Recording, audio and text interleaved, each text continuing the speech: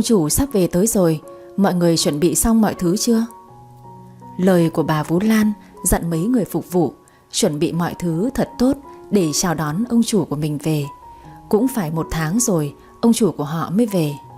Người đàn ông đó tên là Nguyễn Nam, ông chủ một tập đoàn lớn. Nam đã kết hôn 2 năm trước. Vợ anh là con gái của một gia đình tài phiệt. Họ là một đôi thanh mai trúc mã, chơi với nhau từ nhỏ. Ngày cưới ai cũng vui mừng và chúc phúc cho họ. Cứ tưởng họ sẽ luôn hạnh phúc bên nhau tới đầu bạc răng long. Vậy mà năm ngoái vợ của Nam bị tai nạn và nằm thực vật từ đó tới giờ. Nam đã đưa vợ về nhà chăm sóc tận tình.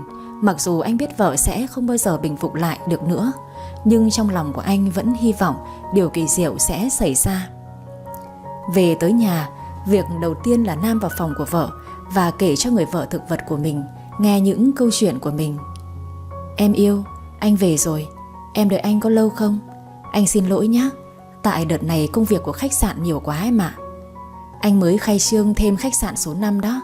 Trong tương lai con số sẽ lên tới 10. Em thấy chồng em có giỏi không? Sau này em khỏe lại, em phải giúp anh quản lý bớt công việc nhé. Nhiều việc quá anh hơi mệt vợ ạ. À, anh mua quà tặng vợ đây. Đẹp không vợ? Nam cứ ngồi trò chuyện với người vợ thực vật của mình. Một hồi lâu anh mới đi ra ngoài. Ở trong phòng vợ anh vui vẻ là thế, nhưng khi bước ra ngoài mặt anh tối sầm lại. Vú Lan đâu? Dạ tôi đây thưa ông chủ. Tôi đã nói rồi, ngày nào cũng phải thay hoa mới trong phòng của vợ tôi cơ mà. Dạ tôi có dặn con Mai mà. Chắc nó thấy hoa cũ còn đẹp quá nên nó không nỡ thay đây mà. Tôi sẽ nhắc nhở nó. Cho cô ta nghỉ việc luôn đi. Dạ tôi hiểu rồi. Còn nữa, ngày nào cũng phải chải tóc cho vợ của tôi, không được để tóc vợ tôi rối. Tôi nói rồi, nếu không làm được nữa thì đuổi việc hết cho tôi. Vâng vâng, tôi nhớ rồi ạ. Có mấy việc đó thôi mà cũng không làm được sao? Nam vắng Vú Lan một hồi, anh đi về phòng. Ngày hôm sau mẹ Nam gọi điện cho Nam và nói cho Nam biết một việc rất quan trọng mà bà vừa đi xem về. Mẹ tin vào mấy cái trò coi bói vớ vẩn đó à? Con ơi, ông thầy này nói đúng lắm con ạ. Ông ấy nói nếu con kiếm một đứa con và nuôi dạy nó trong nhà, một thời gian sau cái Uyên nó sẽ khỏe lại đấy. Đứa bé chính là sức mạnh giúp cái Uyên bình phục lại đấy con ạ. Con không tin đâu. Mới đầu mẹ cũng chẳng tin đâu, nhưng mẹ đi xem 5 lần rồi. Họ đều nói con nên kiếm một đứa con để nuôi dưỡng. Chỉ có như vậy cái Uyên mới bình phục lại. Rồi cái Uyên cũng sẽ cùng con chăm sóc đứa nhỏ, và các con sẽ sống hạnh phúc bên nhau. Mặc dù không mê tín, nhưng vì Nam thương vợ, anh muốn vợ bình phục, nên Nam đã đồng ý với quyết định của mẹ anh. Với lại anh cũng muốn có một đứa con để sau này còn nhờ vả. Vì anh và Quyên chưa có con, nên sau này anh cần có con để thừa kế đống tài sản khổng lồ mà anh đang gây dựng. Và đó cũng là cách duy nhất để duy trì hậu thế của mình. Theo lời mẹ anh thì bà ấy sẽ tìm một cô gái trẻ để cô ấy sinh con cho anh. Sau đó anh sẽ nuôi đứa con đó, còn cô gái sẽ rời đi theo thỏa thuận và không được phép can thiệp vào cuộc sống của con mình. Thế nhưng để tìm được một cô gái có nhân phẩm tốt và đạt những tiêu chuẩn mà mẹ của anh đề ra thì cũng không hề đơn giản. Ngày Chủ nhật ở một vùng quê yên bình. Vân ơi, Vân, dậy đi con. Hôm nay chúng ta phải lên thành phố dọn nhà đấy. Mẹ cho con ngủ thêm một lúc nữa đi mẹ. Dậy ngay đi, rồi mẹ con mình còn đi nữa chứ. Từ đây lên thành phố mất cả tiếng đồng hồ đấy. Vâng ạ. Tôi ngồi dậy, ngáp ngắn ngáp dài. Ngày Chủ nhật mà cũng không được ngủ nướng nữa. Tôi dậy đánh răng rửa mặt, rồi ăn mì tôm cùng với mẹ. Ăn sáng xong, tôi chở mẹ lên thành phố để dọn nhà thêm bằng chiếc xe cắp của tôi. Vừa đi tôi vừa lẩm bẩm với mẹ. Sao nhà mình nghèo thế hả mẹ? Ngày Chủ nhật mà mẹ con mình vẫn phải vất vả thế này. Mẹ tôi thở dài và nói, thôi cố gắng con ạ, vài năm nữa trả hết nợ rồi mẹ con mình sẽ thong thả hơn. Với cái khoản nợ khổng lồ ấy thì tới bao giờ mẹ con mình mới hết nợ đây hả mẹ? Thôi thì cứ cố gắng, được ngày nào hay ngày đó, chứ biết làm sao bây giờ hả con? Thôi được rồi, sau này con sẽ lấy chồng giàu để trả nợ giúp mẹ. Không được đâu, mẹ không muốn bị mang tiếng là bán con gái đâu. Nhưng nếu không lấy chồng giàu thì con phải làm sao để kiếm được nhiều tiền bây giờ hả mẹ? Giàu nghèo có số rồi cả con ạ. Mẹ chỉ có một mình con thôi, nên mẹ luôn mong con có một cuộc sống vui vẻ và thoải mái nhất. Thế mà bây giờ mẹ lại khiến con vất vả vì mẹ rồi. Con có buồn vì mẹ không? Không, con không buồn đâu mẹ. Con tin sẽ có một ngày mẹ con mình sẽ trả hết nợ và cuộc sống sẽ yên bình và hạnh phúc mẹ ạ. Cố lên con gái của mẹ. Dạ mẹ. Tôi tên Vân, năm nay tôi 20 tuổi. Tôi đang là công nhân làm việc trong công ty giày da ở khu công nghiệp gần nhà. Tôi đi làm cả tuần, đến ngày Chủ nhật tôi được nghỉ ở công ty thì tôi sẽ đi dọn nhà thuê cùng với mẹ tôi ở trên thành phố để kiếm thêm tiền. Một ngày dọn nhà của hai mẹ con tôi được 1.200.000. Tuy rất mệt nhưng tôi vẫn luôn cố gắng hết sức mình để kiếm thêm tiền giúp mẹ trang trải nợ nần. Thế nhưng số tiền lương ít ỏi của hai mẹ con cộng cả tiền làm thêm ngày thêm đêm của mẹ tôi cũng đủ số tiền lãi hàng tháng. Còn số tiền gốc thì vẫn còn y nguyên. Khoản nợ đó là do bố tôi để lại lúc ông còn sống. Giờ đã qua 5 năm rồi, nhưng số nợ ấy vẫn chưa vơi bớt đi phần nào. Ngày đó bố tôi bị ốm nên ông không đi làm được. Ông ở nhà dọn dẹp cơm nước. Vì rảnh rỗi nên ông dính vào lô đề cờ bạc. Rồi mọi chuyện vỡ lở khi ông báo nợ gần 2 tỷ. Rồi bố tôi mất. Số nợ đó để lại cho hai mẹ con tôi, cộng thêm tiền mẹ tôi vay mượn để chạy chữa bệnh cho bố. Cuối cùng tiền mất rồi, người cũng chẳng còn. Bố tôi ra đi để lại hai mẹ con tôi cùng một đống nợ khổng lồ. Đã 5 năm trôi qua mà số nợ của hai mẹ con tôi vẫn còn nguyên đó. Căn nhà cũ kỹ sập xệ, mưa dột khắp nhà mà mẹ con tôi vẫn không có tiền để sửa sang lại. Nhiều lúc tôi đã nghĩ hay là sau này tôi lấy chồng thật giàu có để trả nợ và sửa nhà cho mẹ. Thế nhưng nồi nào thì úp vung nấy thôi. Đâu phải muốn lấy chồng giàu là lấy được đâu. Tôi và mẹ hôm nay vào dọn dẹp trong một tòa biệt thự to và rất đẹp ở giữa trung tâm thành phố. Mẹ ơi, sao người ta giàu thế hả mẹ? Thôi bấm chuông đi con, mẹ con mình làm nhanh lên còn về nữa. Vâng ạ. Một bà già ra mở cổng cho chúng tôi. Hai người tới dọn vườn phải không? Dạ vâng, chúng tôi là người bên chị Hoa giới thiệu. À tôi nhớ rồi, hai người vào đi. Tôi rất hào hứng vì là lần đầu tiên tôi đi làm thuê cho một gia đình giàu có như vậy. Hôm nay chúng tôi không cần phải dọn nhà vì nhà họ có người giúp việc rồi.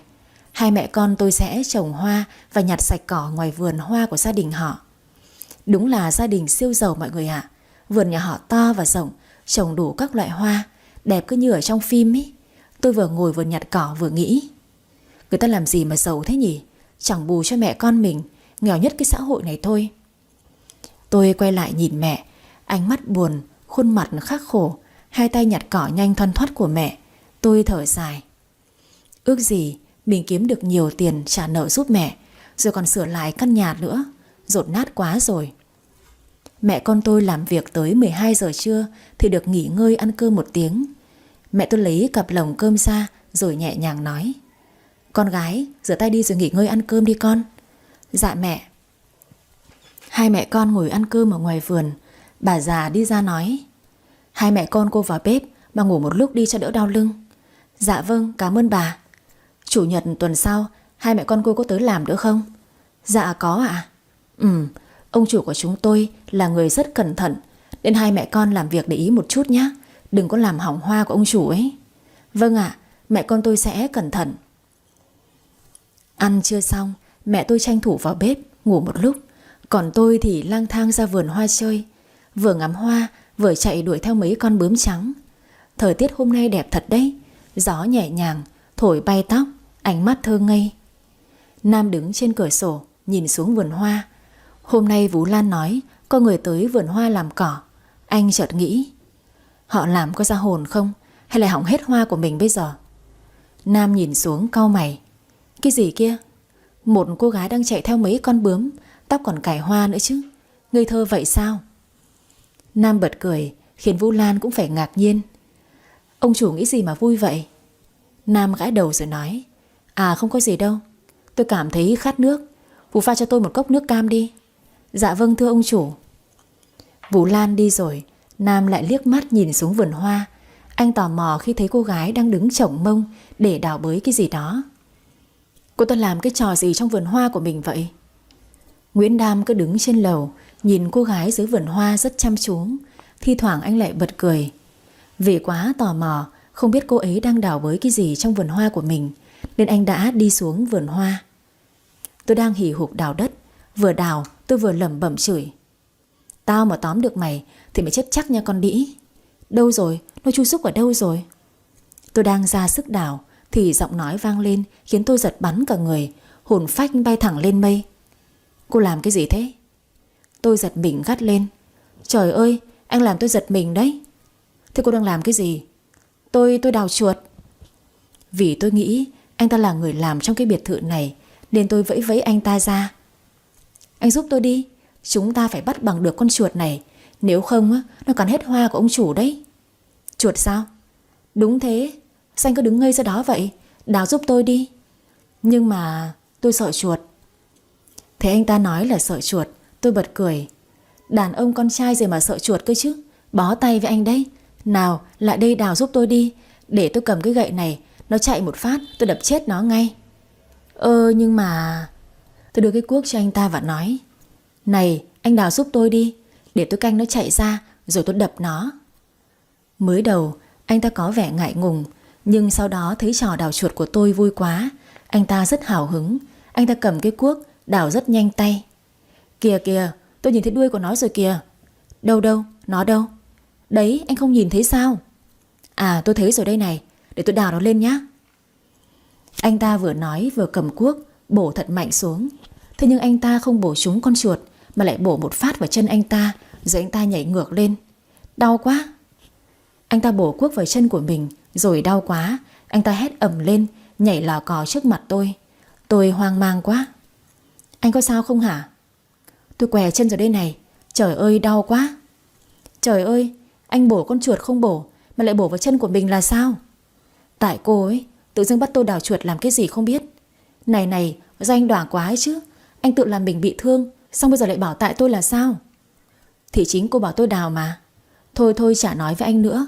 Để tôi xem vết thương cho anh nào. Cũng may là anh ấy đi giày nên chân không bị thương nặng, chỉ bị sưng bầm ngón chân cái lên thôi. Giờ chỉ cần bôi thuốc vài ngày là khỏi. Nguyễn Nam về phòng rồi. Nhìn vết thương ở chân, anh ta nhăn nhó. Đau thật đấy. Tất cả là do cô ta. Vũ Lan đi vào. Bà vội hỏi. Ông chủ, chân của ông bị làm sao thế? Tôi không sao đâu. Chiều nay mẹ tôi với Vú bảo đầu bếp nấu vài món thật ngon nhé. Vâng thưa ông chủ. Buổi chiều hôm đó, tôi và mẹ đang trồng hoa ở lối cổng vào thì xe ô tô của bà chủ đi vào.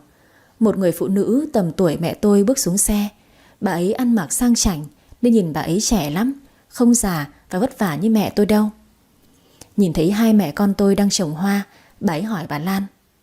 Phú Lan, hai người đó mới tới đây làm đấy hả?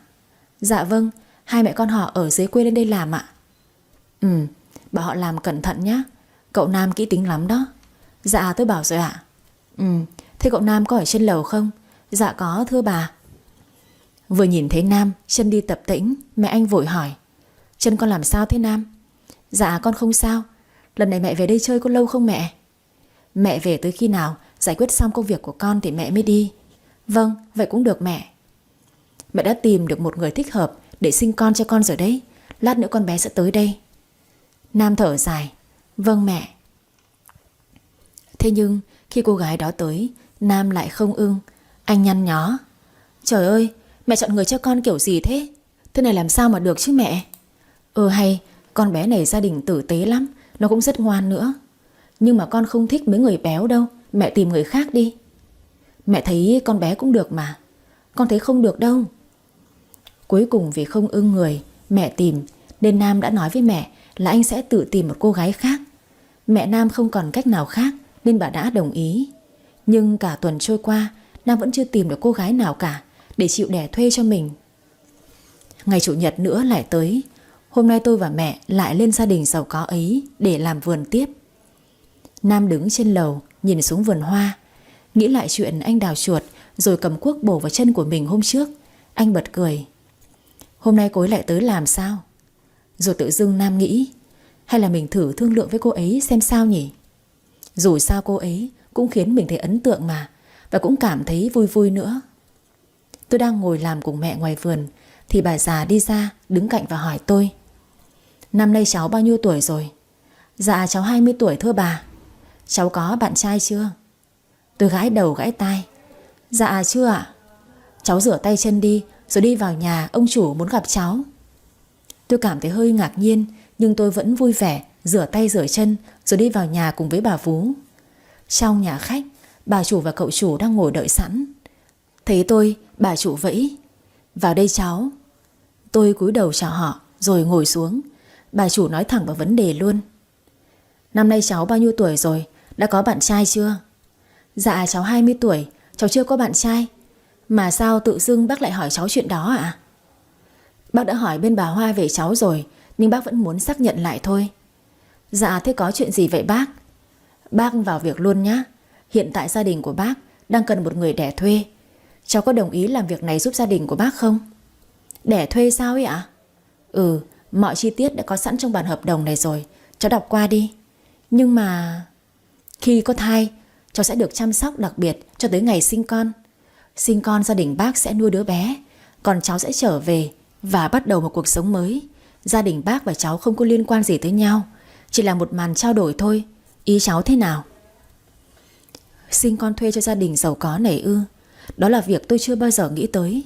Nhìn số tiền họ ghi trong bản hợp đồng, tôi chợt lưỡng lự. 2 tỷ. Đó là số tiền họ trả cho tôi khi tôi mang thai, chưa kể tất cả các khoản tiền ăn uống, thăm khám và chi tiêu cho bà bầu. Họ sẽ chịu hết. Tôi chỉ việc dưỡng thai và sinh con. Nhưng tôi là một cô gái trong sáng, chưa từng trải qua những chuyện thế này bao giờ, nên tôi cảm thấy hơi hoang mang. Thế nào, cháu có đồng ý không? Tôi ngập ngừng nói: Việc này cháu chưa bao giờ nghĩ tới, nên cháu không biết làm sao nữa ạ. Nếu 2 tỷ cháu cho là ít, tôi sẽ tăng lên 3 tỷ nhé. 3 tỷ ạ? 3 tỷ cho một lần sinh con, một cái giá không hề rẻ đâu. Thế cháu sinh con cho ai ạ? Đây là con của ta. Tôi ngước mắt nhìn anh ta. Là cái anh đào chuột rồi bổ cuốc vào chân đây sao? Hóa ra anh ta chính là ông chủ của tòa biệt thự này, và cũng là ông chủ của chuỗi nhà hàng khách sạn lớn nhất thành phố. Thế mà tôi còn tưởng anh ta làm thuê trong căn biệt thự nữa chứ. Đẹp trai thế. Gia đình họ cho tôi một thời gian để suy nghĩ. Thế nhưng sau đó tôi đồng ý ngay. Tôi muốn cầm 3 tỷ đó để về trả nợ cho mẹ, bởi vì tôi quá chán cái cảnh quanh năm ngày tháng sống trong nợ nần rồi. Với lại người tôi sinh con cũng đẹp trai và tôi cảm thấy ưng mắt. Tôi cầm 3 tỷ về. Đó là số tiền lớn mà tôi chưa bao giờ được nhìn thấy. Thế mà hôm nay số tiền ấy lại đang ở trong tay của tôi.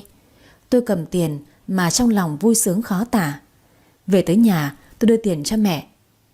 Mẹ mang sang nhà bác Tuấn trả hết số nợ nhà mình đi mẹ. Mẹ tôi sốc. Bà lắp bắp hỏi tôi: Vân, con lấy đâu ra mà nhiều tiền thế hả con? Con đi ăn trộm tiền của người ta sao? Con tự kiếm ra đấy mẹ ơi, chứ mẹ nghĩ bây giờ ăn trộm dễ thế sao? Con mau nói đi, con lấy ở đâu ra số tiền lớn thế này hả Vân? Con nói với mẹ sao? Giờ chưa phải là lúc. Con chỉ muốn nói là con không có làm gì sai trái phạm pháp cả, nên mẹ cứ yên tâm cầm tiền đi trả nợ đi ạ.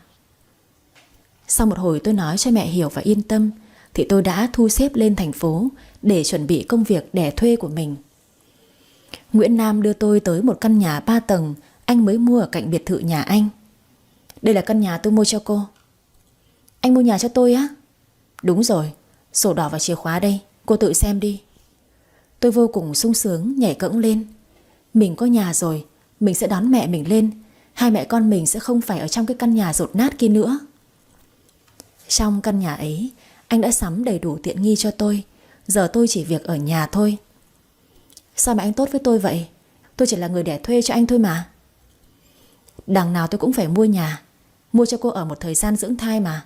Tôi không thể để cô ở biệt thự được. Sao vậy ạ? Vì ở biệt thự còn có vợ của tôi mà. Sao tôi có thể để cô ở đó được chứ? Như vậy tôi sẽ cảm thấy có lỗi với vợ của tôi. Anh có vợ rồi sao? Thế mà tôi tưởng... Cô tưởng tôi chưa vợ ư? Vâng, thế anh có vợ rồi, sao anh còn bắt tôi đẻ thuê chứ? Sao không để vợ anh sinh con đi? Nguyễn Nam thở dài nói: Vợ tôi nằm thực vật 1 năm nay rồi. Nếu cô có thể sinh được con thì tôi đâu cần tìm cô chứ. À, thì ra là vậy. Tôi xin lỗi, tại tôi không biết. Không sao đâu, Cô ở đây nghỉ ngơi đi, khi nào sẵn sàng thì gọi cho tôi sẽ tới để... Tôi hiểu ý của Nam nên tôi gật đầu. Vâng, tôi biết rồi. Nam trở về biệt thự. Anh vào phòng vợ của mình, ngồi rất lâu ngắm nhìn vợ. Anh sắp ngủ với người con gái khác rồi. Em không giận anh chứ? Anh không có gì với cô ấy cả. Chỉ là anh muốn chúng ta có một đứa con để chăm sóc thôi. Em hãy tỉnh lại để cùng anh chăm sóc con nhé. Vợ à, em mau tỉnh lại đi. Một tuần sau đó, tôi đã sẵn sàng tâm lý để làm công việc quan trọng đó. Nguyễn Nam sẽ tới đây và ngủ với tôi 3 đêm. Và trong 3 đêm đó nhất định tôi phải có em bé. Tôi cảm thấy hơi căng thẳng, người cứ run run lên. Cảm giác như tôi sắp đi lấy chồng vậy. Nguyễn Nam tới, anh tắm xong rồi đi ra phòng ngủ. Trên người chỉ quấn mỗi một chiếc khăn tắm. Em đi tắm đi. Vâng. Tôi run quá, cứ đứng trong nhà tắm, mãi mà không dám đi ra ngoài. Cho tới khi nghe tiếng Nam gọi, tôi mới đi ra. Hai chân tôi run bần bật. Nam lại gần tôi và nói: Sao thế? Sao mà run thế kia? Tôi hơi căng thẳng. Thoải mái lên nào. Sau đó Nam bế tôi lên giường. Tôi sợ quá nhắm tịt mắt lại. Vân ơi, cố lên, chỉ 3 đêm thôi mà. Mày cầm tiền rồi, cầm giấy tờ nhà rồi, giờ mày phải cố thôi. Nam bật cười. Sao mà em căng thẳng quá vậy? Thế này thì anh làm sao nổi đây? Thì lần đầu của tôi mà, tôi thấy hơi sợ. Ánh mắt của Nam ngạc nhiên. Lần đầu sao? Vâng. Nam cười rồi bắt đầu hôn tôi. Anh ta rất nhẹ nhàng, nhưng vì là lần đầu nên tôi cảm thấy khá đau. Đêm thứ 2, cảm giác đau nhanh chóng qua đi. Đến ngày thứ 3, anh ấy tới từ lúc trưa và rủ tôi đi ra ngoài ăn. Chúng ta ra ngoài ăn nhé. Vậy cũng được ạ. Nam đưa tôi tới một nhà hàng sang trọng. Sau đó anh ấy còn tặng cho tôi một sợi dây chuyền. Tặng em đấy. Anh tặng quà cho em sao? Em thấy vụ này mình lời hơi nhiều rồi đấy. Cảm ơn em vì đã giúp anh nhé. Vâng, em cũng cảm ơn anh. Vì nhờ có anh mà em đã có đủ tiền trả nợ. Em lại còn có nhà riêng nữa. Em cảm ơn anh nhiều. Chúng tôi cùng nhau ăn, cùng trò chuyện với nhau rất vui vẻ. Tự dưng tôi lại có cảm giác mình giống như là vợ của Nam vậy. Tôi liếc nhìn trộm anh ấy. Chỉ còn một đêm duy nhất tôi được ở bên cạnh anh nữa thôi. Từ mai tôi không được gặp anh ấy nữa rồi. Anh ấy sẽ về biệt thự và chăm sóc cho vợ của anh ấy. Tôi thoáng buồn, tôi cũng không biết phải làm sao. Tôi chỉ là một người đẻ thuê, tôi có tư cách gì mà để buồn chứ. Đêm hôm đó tôi và Nam lại hôn nhau say đắm. Chúng tôi làm tình như những người yêu nhau vậy, cuồng nhiệt đắm say. Xong việc, Nam đi vào nhà tắm, xả nước vào mặt của mình. Và anh nhìn bản thân mình trong gương rồi tự trách bản thân mình. Nam, mày bị sao vậy chứ? Sao mày lại có cảm giác với cô ấy? Sau đó Nam thay quần áo đi về biệt thự. Tôi nhìn đồng hồ đã 2 giờ sáng nên tôi giữ Nam lại. Anh ngủ lại đây đi, trời sáng rồi hãy về. Em ngủ đi, anh ra ngoài hút thuốc. Dạ anh. Nam ra ngoài hút thuốc. Anh thở dài rồi nghĩ. Không được nghĩ lung tung, vợ của mình đang chờ mình ở biệt thự đấy. Nguyễn Nam là một người đàn ông thông minh và rất thành đạt. Trong chuyện tình cảm, anh là người rất nặng tình. Vợ anh hơn 1 năm nay nằm một chỗ ở đó, nhưng chưa bao giờ anh phản bội vợ. Mặc dù anh biết rõ vợ anh khó có thể bình phục được, vậy mà anh vẫn luôn chung thủy với vợ của mình. Lần này anh có chút rung động với Vân, cô gái đẻ thuê cho anh. Thế mà anh đã tự trách bản thân mình rồi. Anh cảm thấy có lỗi với vợ. Một người nặng tình, chung thủy như Nam còn được mấy người chứ. Nam ngồi ở ban công một hồi lâu, anh mới trở về phòng. Nghe tiếng động, tôi mở mắt ra nhìn. Anh à, lên đây nằm cạnh em đi. Nam vừa ngồi xuống, tôi đã kéo anh nằm xuống và ôm lấy anh ấy. Cho em ôm anh thêm một lần nữa nhé. Từ mai em không còn cơ hội được ở gần anh nữa rồi. Nam nằm im đó để tôi ôm.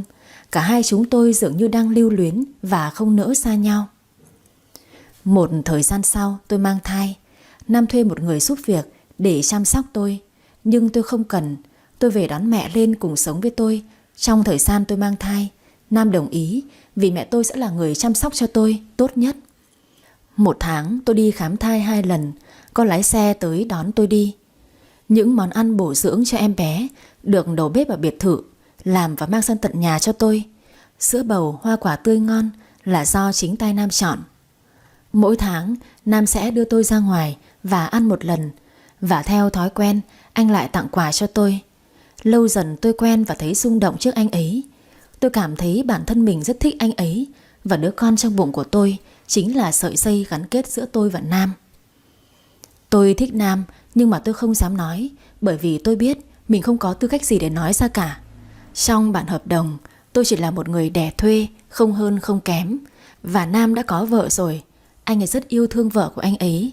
Nên cho dù tôi có thích anh ấy nhiều thế nào, tôi cũng chỉ nên giữ ở trong lòng mà thôi. Tình yêu này tôi giữ cho mình tôi vậy. Thời gian trôi rất nhanh, rồi cũng tới ngày tôi sinh con. Ngày tôi sinh con, mẹ anh ấy đã trực sẵn ở ngoài.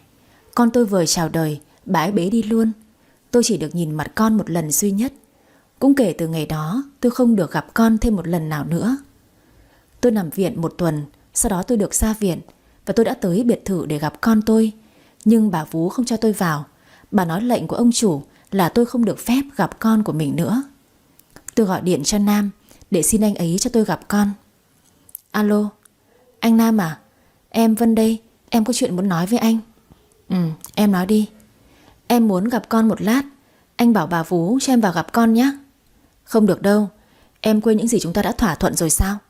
Em sẽ không bao giờ được gặp lại đứa bé nữa. Yên tâm, con sẽ có một cuộc sống tốt. Em xin anh đấy, cho em gặp con một lần thôi được không anh? Em thật sự rất muốn nhìn mặt con. Không được đâu. Giờ mà nếu để em gặp sẽ không tốt cho em đâu. Em lại càng muốn gặp con nhiều hơn đấy. Nên ngay từ bây giờ em phải quên con bé đi. Em hãy bắt đầu một cuộc sống mới đi Vân ạ. Tôi có năn nỉ thế nào, Nam vẫn nhất quyết không cho tôi gặp con bé. Tôi buồn bã về nhà. Nam làm như vậy cũng đúng thôi, bởi tôi là mẹ của con bé. Tình thương của người mẹ sẽ khiến tôi nhớ con và tìm gặp con. Nên Nam mới nhất quyết không cho tôi gặp con như vậy. Một tháng trôi qua tôi nằm ở nhà và rất nhớ con. Dù tôi không nuôi con ngày nào, nhưng tôi đã mang con trong bụng suốt hơn 9 tháng mà. Sau nhiều lần tôi tới biệt thự tìm con nhưng không được, tôi buồn bã đi về nhà. Có nhiều lúc tôi suy nghĩ nhiều quá, tôi lại ngồi khóc. Khuôn mặt con thế nào tôi cũng không nhớ. Con có ngoan không? Có được bế ẵm vỗ về không? Con giống bố hay là giống mẹ? Tất cả chỉ là mơ hồ. Tôi cố hình dung ra khuôn mặt của con, nhưng không thể. Nửa năm sau, vì muốn quên đi tất cả những chuyện không vui, tôi quyết định đi Nhật. Tôi sang đó làm việc với cô ruột của tôi. Tôi vùi đầu vào trong công việc để quên đi nỗi nhớ con và để bắt đầu một cuộc sống mới. Cuộc sống mới, công việc mới của tôi ở bên Nhật cũng khá thuận lợi rồi. Tôi có bạn trai, anh ấy tên là Đạt, là một người Việt làm việc ở Nhật.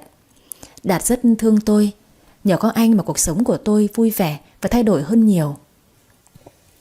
Tôi và Đạt dự kiến khi nào về nước, chúng tôi sẽ tổ chức hôn lễ. Nhờ có Đạt, tôi đã dần quên Nam và nỗi nhớ thương con cũng vơi dần. Và tôi biết chắc chắn rằng con gái tôi đang sống ở biệt thự rất thoải mái và tốt nhất có thể. Thời gian cứ trôi đi. Mỗi năm tới ngày sinh nhật của con, tôi lại ngồi viết những lời yêu thương chúc mừng sinh nhật con mình vào trong cuốn sổ. Nhanh thật đấy, đã qua 3 lần sinh nhật con gái rồi. Tôi ôm quyển sổ vào trong lòng, rồi tự mình tưởng tượng ra con gái. Con gái của mẹ, xinh đẹp như nàng công chúa, vô cùng xinh đẹp đáng yêu. Ôi con gái của mẹ.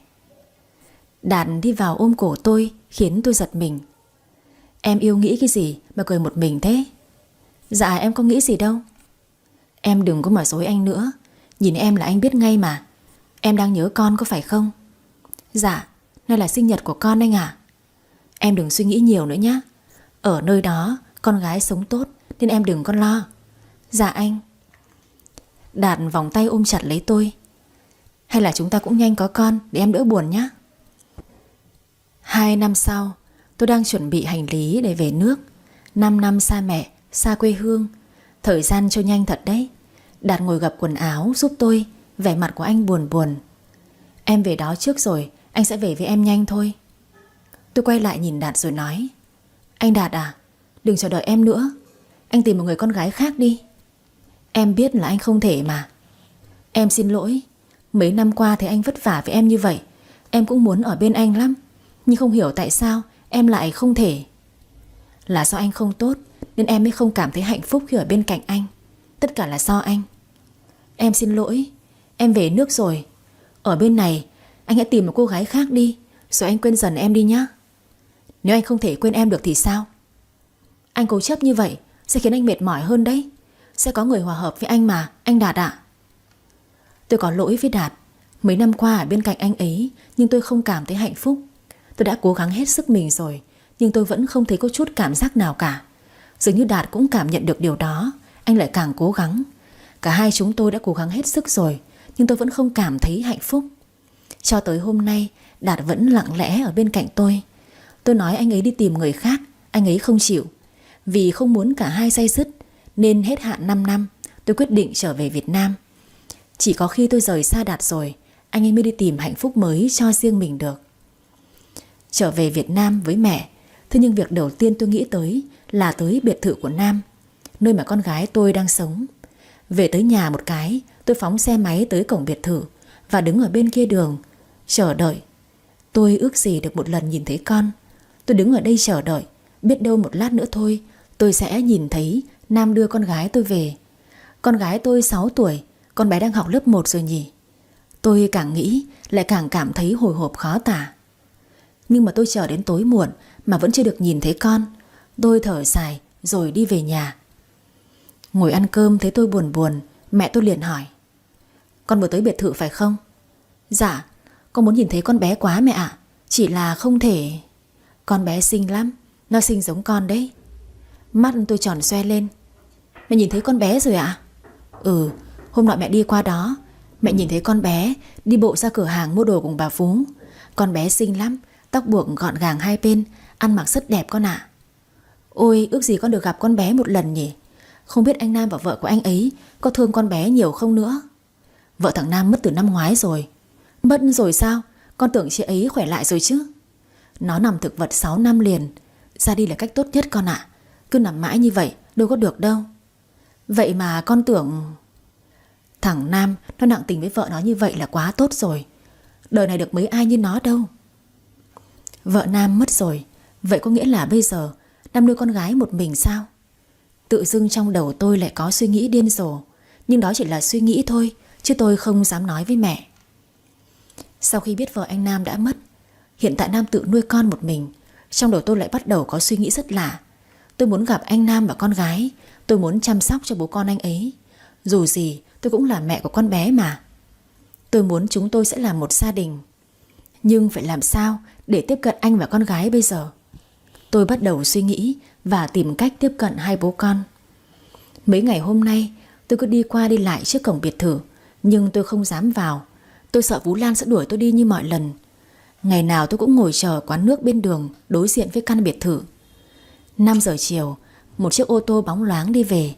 Tôi nhìn thấy một cô bé khoảng 6 tuổi ngồi trong xe. Tim tôi đập thình thịch. Ôi, con gái của mình. Tôi đứng dậy nhìn ra, nhưng mà xe ô tô đã nhanh chóng đi vào trong biệt thự. Cánh cửa biệt thự cũng đóng lại, che hết tầm nhìn của tôi. Tôi đứng nhìn cánh cửa ấy mà lòng đầy tiếc nuối. Cô bán nước thấy tôi đứng ngây người ra, cô mới hỏi: cháu làm sao thế? Sao cứ nhìn vào ngôi biệt thự kia mãi thế? Dạ, cháu thấy người ta giàu quá cô ạ. Ông chủ nhà đó là chủ tịch một khách sạn lớn giàu có lắm. Dạ, cô biết ông chủ đó ạ? Biết chứ, trước chị gái của cô làm giúp việc ở đó mà. Ông chủ thông minh tài giỏi lắm. Mỗi tội ông ấy chiều con gái quá nên con bé hư lắm. Thật à cô? Chị gái cô kể với cô như vậy ạ? Ừ, chị gái cô kể là trước chị gái cô làm bảo mẫu cho con bé 2 tháng, nhưng mà chị ấy không chịu nổi tính tình con bé nên xin nghỉ đấy cháu ạ. Con bé ngang ngược như vậy sao hả cô? Ừ, nó mới có 6 tuổi nhưng mà nó thông minh lắm. Nó biết chửi bảo mẫu đấy cháu ạ. Thế nhưng bố nó chiều nó nên nói sai cũng phải thành đúng hết. Nó chả coi ai ra cái gì cả. Mấy người bảo mẫu nghỉ việc vì không thể chịu nổi tính nó đấy cháu. Tôi thở dài rồi nói: chắc do con bé không có mẹ bên cạnh. Bố lại bận nhiều việc như thế nên con bé không được dạy dỗ tử tế đấy mà. Do bố nó chiều nó, bố nó bảo kê nó thì nó chả hư. Với lại mẹ nó mất rồi, bố nó càng thương nó nên mới vậy đấy. Dạ. Tôi ngồi thở dài và nghĩ: con gái mình hư như vậy sao?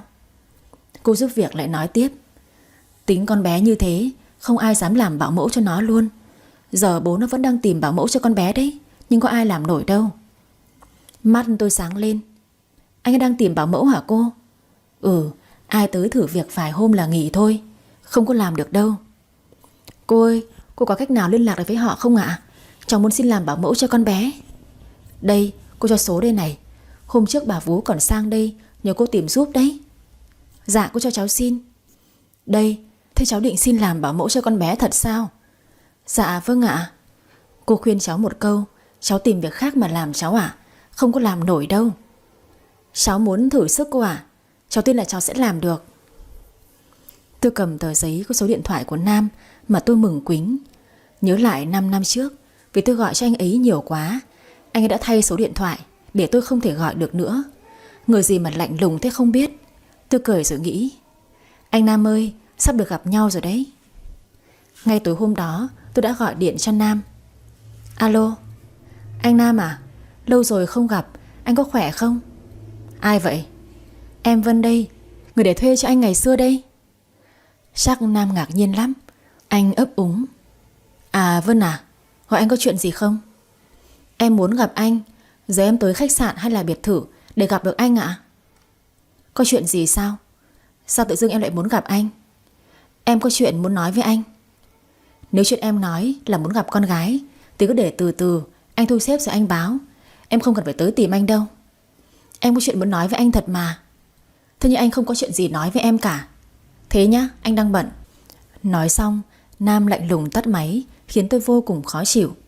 Tôi quyết định thay quần áo rồi đi tới khách sạn của anh ấy. Tôi tới khách sạn, nhưng khi tôi nói với lễ tân khách sạn thì họ lại không cho tôi vào. Tôi gọi điện cho Nam, anh ấy không nghe máy. Nhưng tôi quyết không bỏ cuộc. Tôi ngồi chờ anh ấy ở ngoài cổng. Tôi ngồi chờ anh ấy suốt 4 tiếng đồng hồ thì cuối cùng anh ấy cũng xuất hiện.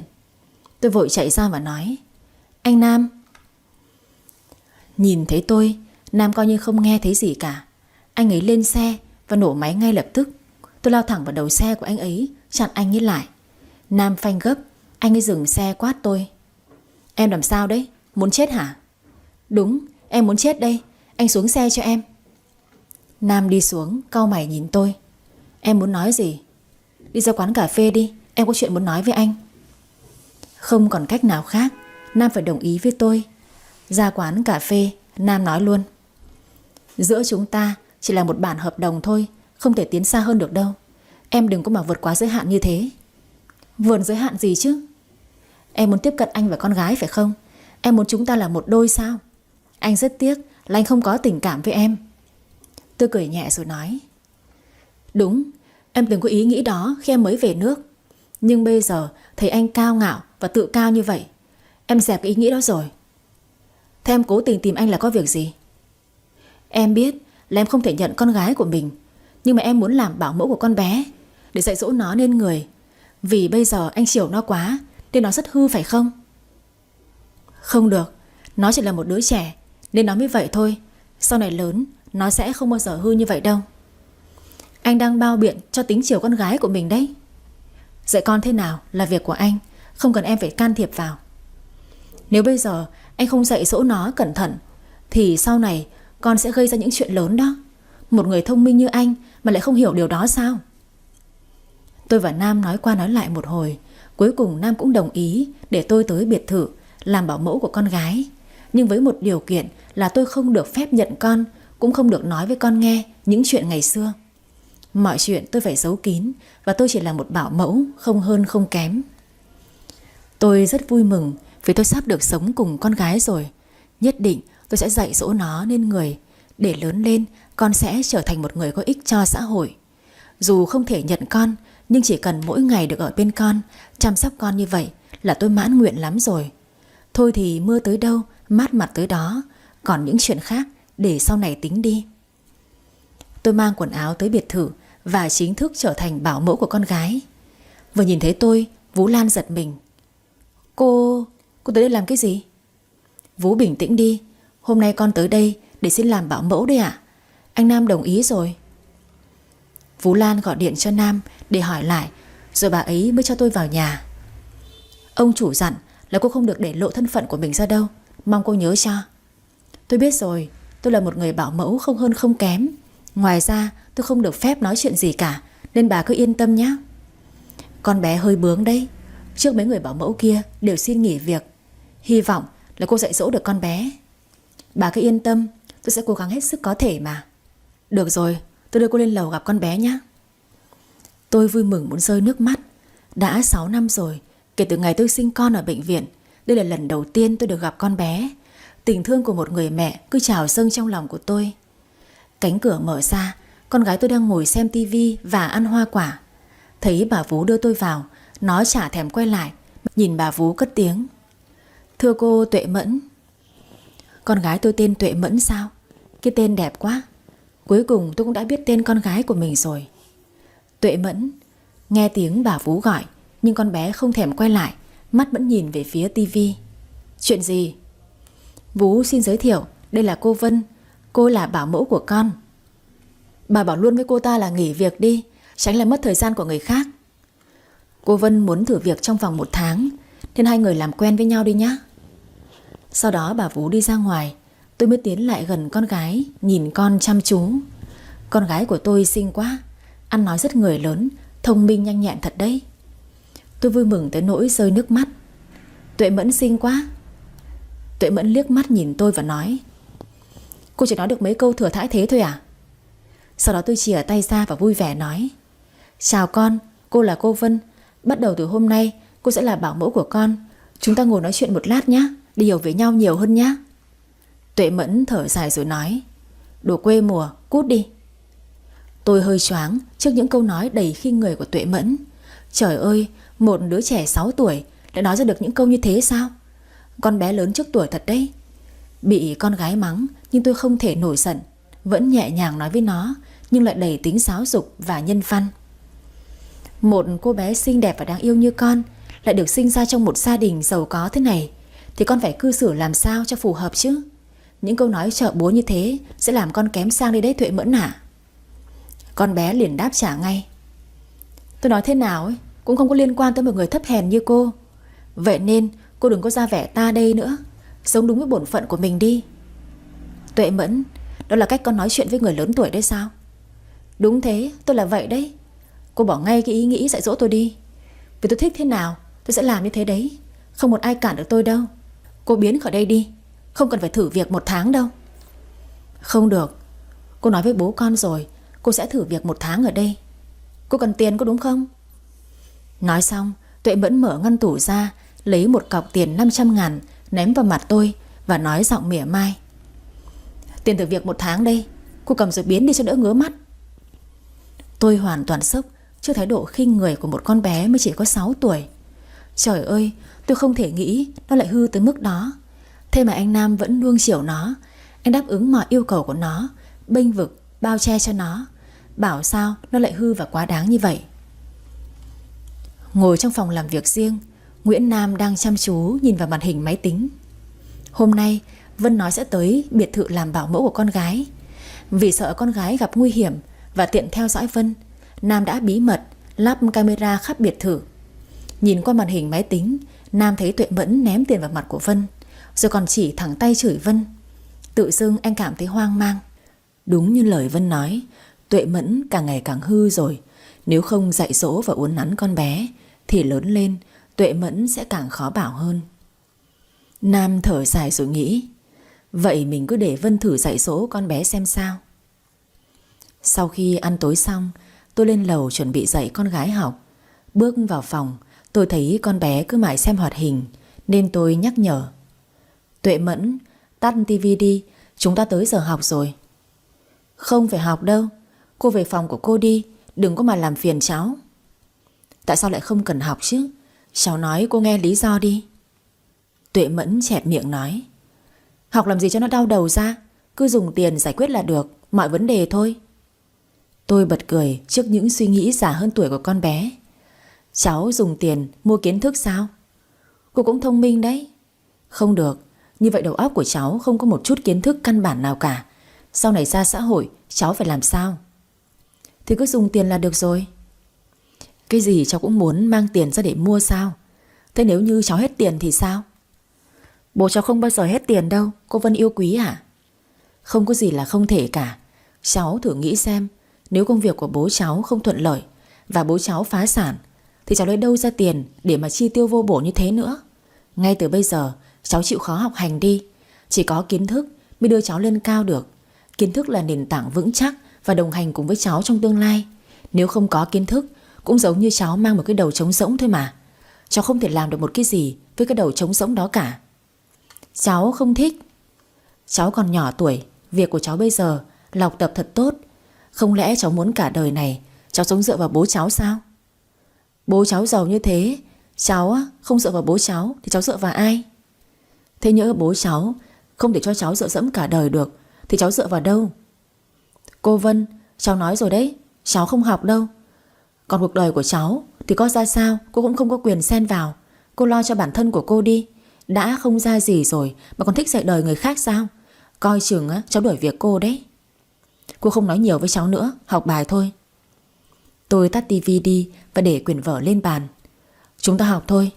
Cháu không thích. Vừa nói, con bé vừa lấy tay gạt quyển vở rơi xuống đất. Con bé nhất quyết không chịu học. Nó quát tôi. Cô mau cút ra khỏi phòng của cháu đi. Người nghèo hèn như cô đứng ở trong cái phòng của cháu làm bẩn phòng đấy. Cô mau cút đi. Cháu nói cô nghèo hèn làm bẩn phòng của cháu sao? Đúng thế. Tôi nổi giận và túm lấy tay con bé. Cách nói chuyện của cháu khiến bản thân của cháu hèn thấp đến Tuệ Mẫn à? Cách ứng xử thông thường mà cháu còn không làm được thì cả đời này cháu sẽ không làm được một việc gì cả đâu. Cháu nghe rõ chưa? Cháu ghét cô cút đi. Không còn cách nào khác là tôi phải phạt con bé. Tôi nhốt con bé lại tới khi nào con bé chịu nói lời xin lỗi thì thôi. Nhưng con bé này ngang ngược lắm. Nó không chịu xin lỗi tôi. Nó đập đầu vào cửa gào khóc. Nghe tiếng con gái khóc, Nam vào phòng của tôi quát ầm lên. Vân, sao em lại nhốt Tuệ Mẫn thế hả? Làm con bé khóc lóc quá trời luôn. Anh cấm em lần sau không được như thế nữa. Em nghe rõ chưa? Nam vội vàng mở cửa cho con gái, nhưng tôi ngăn lại. Anh bình tĩnh lại đi, cứ từ từ để em dạy con. Em tránh ra đi, để anh mở cửa cho con. Nguyễn Nam, anh bình tĩnh lại. Em quát ai đấy hả? Em quát anh đấy. Nguyễn Nam à, anh cứ như vậy bảo sao con gái của anh nó coi trời bằng vung đấy. Anh biết nó vừa nói gì với em không hả? Nguyễn Nam thấy mình chiều con hơi quá, anh hạ giọng xuống. Con nói gì? Nó nói không cần phải học bài đâu. Nó dùng tiền mua kiến thức. Nó nói bố nó giàu lắm, nó không cần phải học làm cái gì cả cho đau đầu. Rồi cách cư xử của nó như mấy người sang hồ ấy. Mấy năm qua anh nuôi dạy con kiểu gì mà để con khinh người thế hả? Nguyễn Nam ngập ngừng nói. Chuyện đó em biết là anh rất bận mà. Nó mới 6 tuổi thôi, nhưng đã có tính làm mẹ thiên hạ như vậy rồi thì lớn lên thành người sao nổi chứ.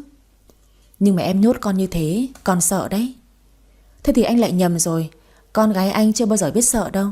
Anh phải tin ở em. Em sẽ dạy con những điều tốt nhất.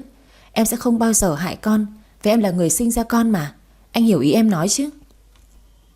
Cuối cùng Nam cũng nghe theo tôi. Anh đi về phòng, nhưng một tí lại ra nhòm xem tôi thả con gái ra chưa. Anh ta cứ đứng thập thò rình trộm. Người ta nói con hư tại mẹ, nhưng ở đây con hư đích thị tại bố. Con gái tôi lì thật. Phải tới nửa đêm nó mới chịu xin lỗi, rồi tôi mới cho phép nó lên giường đi ngủ. Ngày hôm sau tôi lại tiếp tục dạy con học. Nhưng con bé vẫn lì lắm. Nó học kiểu chống đối, cho xong việc vậy. Tôi hỏi lại, nó ấp úng không trả lời được. Tuệ Mẫn, con làm bài tập này cho cô đi. Cháu học đã là quá đáng lắm rồi, cô còn bắt cháu làm bài tập sao? Thế mọi khi bài tập của con thì ai làm? Cô giúp việc làm. Cái gì? Bài tập của con mà con để cô giúp việc làm sao? Như thế thì đâu phải là con học. Từ bây giờ con phải tự làm bài tập của mình, biết chưa? Cháu không thích. Tôi cầm thước gõ vào tay nó 2 phát. Nó kêu lên. Đau quá, cháu sẽ mách bố của cháu.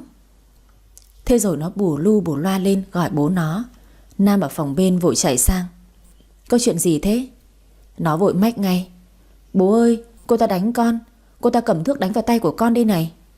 Đâu đâu bố xem nào. Đây này bố ơi. Nguyễn Nam thổi tay cho con gái, rồi anh ta quay lại lườm tôi. Tôi cầm cái thước gõ xuống bàn rồi nói. Anh cũng muốn ăn đòn có phải không hả? Tôi đánh cả hai bố con anh đấy. Nam quay ra dỗ con gái. Con gái ngoan, chịu khó học thật giỏi đi nhá. Sau này con còn tới khách sạn thử cái công việc của bố nữa chứ. Không, Con không thích học đâu. Con cũng chẳng thích làm việc đâu. Có bố nuôi con rồi, cần gì con phải làm việc nữa. Nam dỗ dành con gái. Bố đâu thể nuôi con, chăm sóc cho con mãi được đâu. Sau này bố già đi, con phải tự lo cho bản thân của mình chứ. Không, bố không già đi đâu. Bố sẽ già đi giống như ông bà nội của con đó. Đến giờ con chịu khó học tập vào nhá, để bố mẹ nở mày nở mặt với mọi người nữa.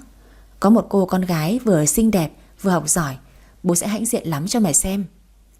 Nhưng mà con ngồi chép bài, con mỏi tay lắm. Tôi gõ thước xuống bàn. Thế nào, bây giờ con ngồi học nghiêm chỉnh được chưa hả? Cháu không thích học đâu. Sao cô cứ bắt cháu học thế nhỉ? Thế bây giờ cả ba chúng ta cùng nhau ngồi học bài nhá. Ý con thế nào? Cả cô và bố cháu cùng ngồi học sao? Đúng thế, như vậy cháu sẽ không thấy chán nữa. Tuệ Mẫn gật đầu. Vậy cũng được. Thế là cả ba người chúng tôi ngồi học cùng với nhau. Chỗ nào con gái không hiểu, tôi và Nam sẽ giảng cho con hiểu. Chúng tôi học cùng nhau rất vui vẻ. Một lúc sau, Nam ngồi ngủ gật. Tôi lấy thước gõ vào đầu khiến cho Nam giật mình học tiếp. Tuệ Mẫn ghé vào tai bố nói nhỏ. Bố ơi, bố sợ cô giáo ạ? Nam nhìn tôi cười. Cô giáo nghiêm khắc lắm, nên con phải nghe lời cô giáo nhé. Tuệ Mẫn cười, nó nói. Con cứ tưởng là bố sành sứ thế nào chứ, hóa ra cũng sợ cô giáo giống con thôi. Tôi và Nam nhìn nhau cười. Con gái tôi bắt đầu có chút tiến bộ rồi mọi người ạ. Thật ra con bé rất thông minh, nhanh nhẹn. Nhưng cũng vì nó thông minh hơn người nên tính cách của nó cũng khác biệt như vậy đó.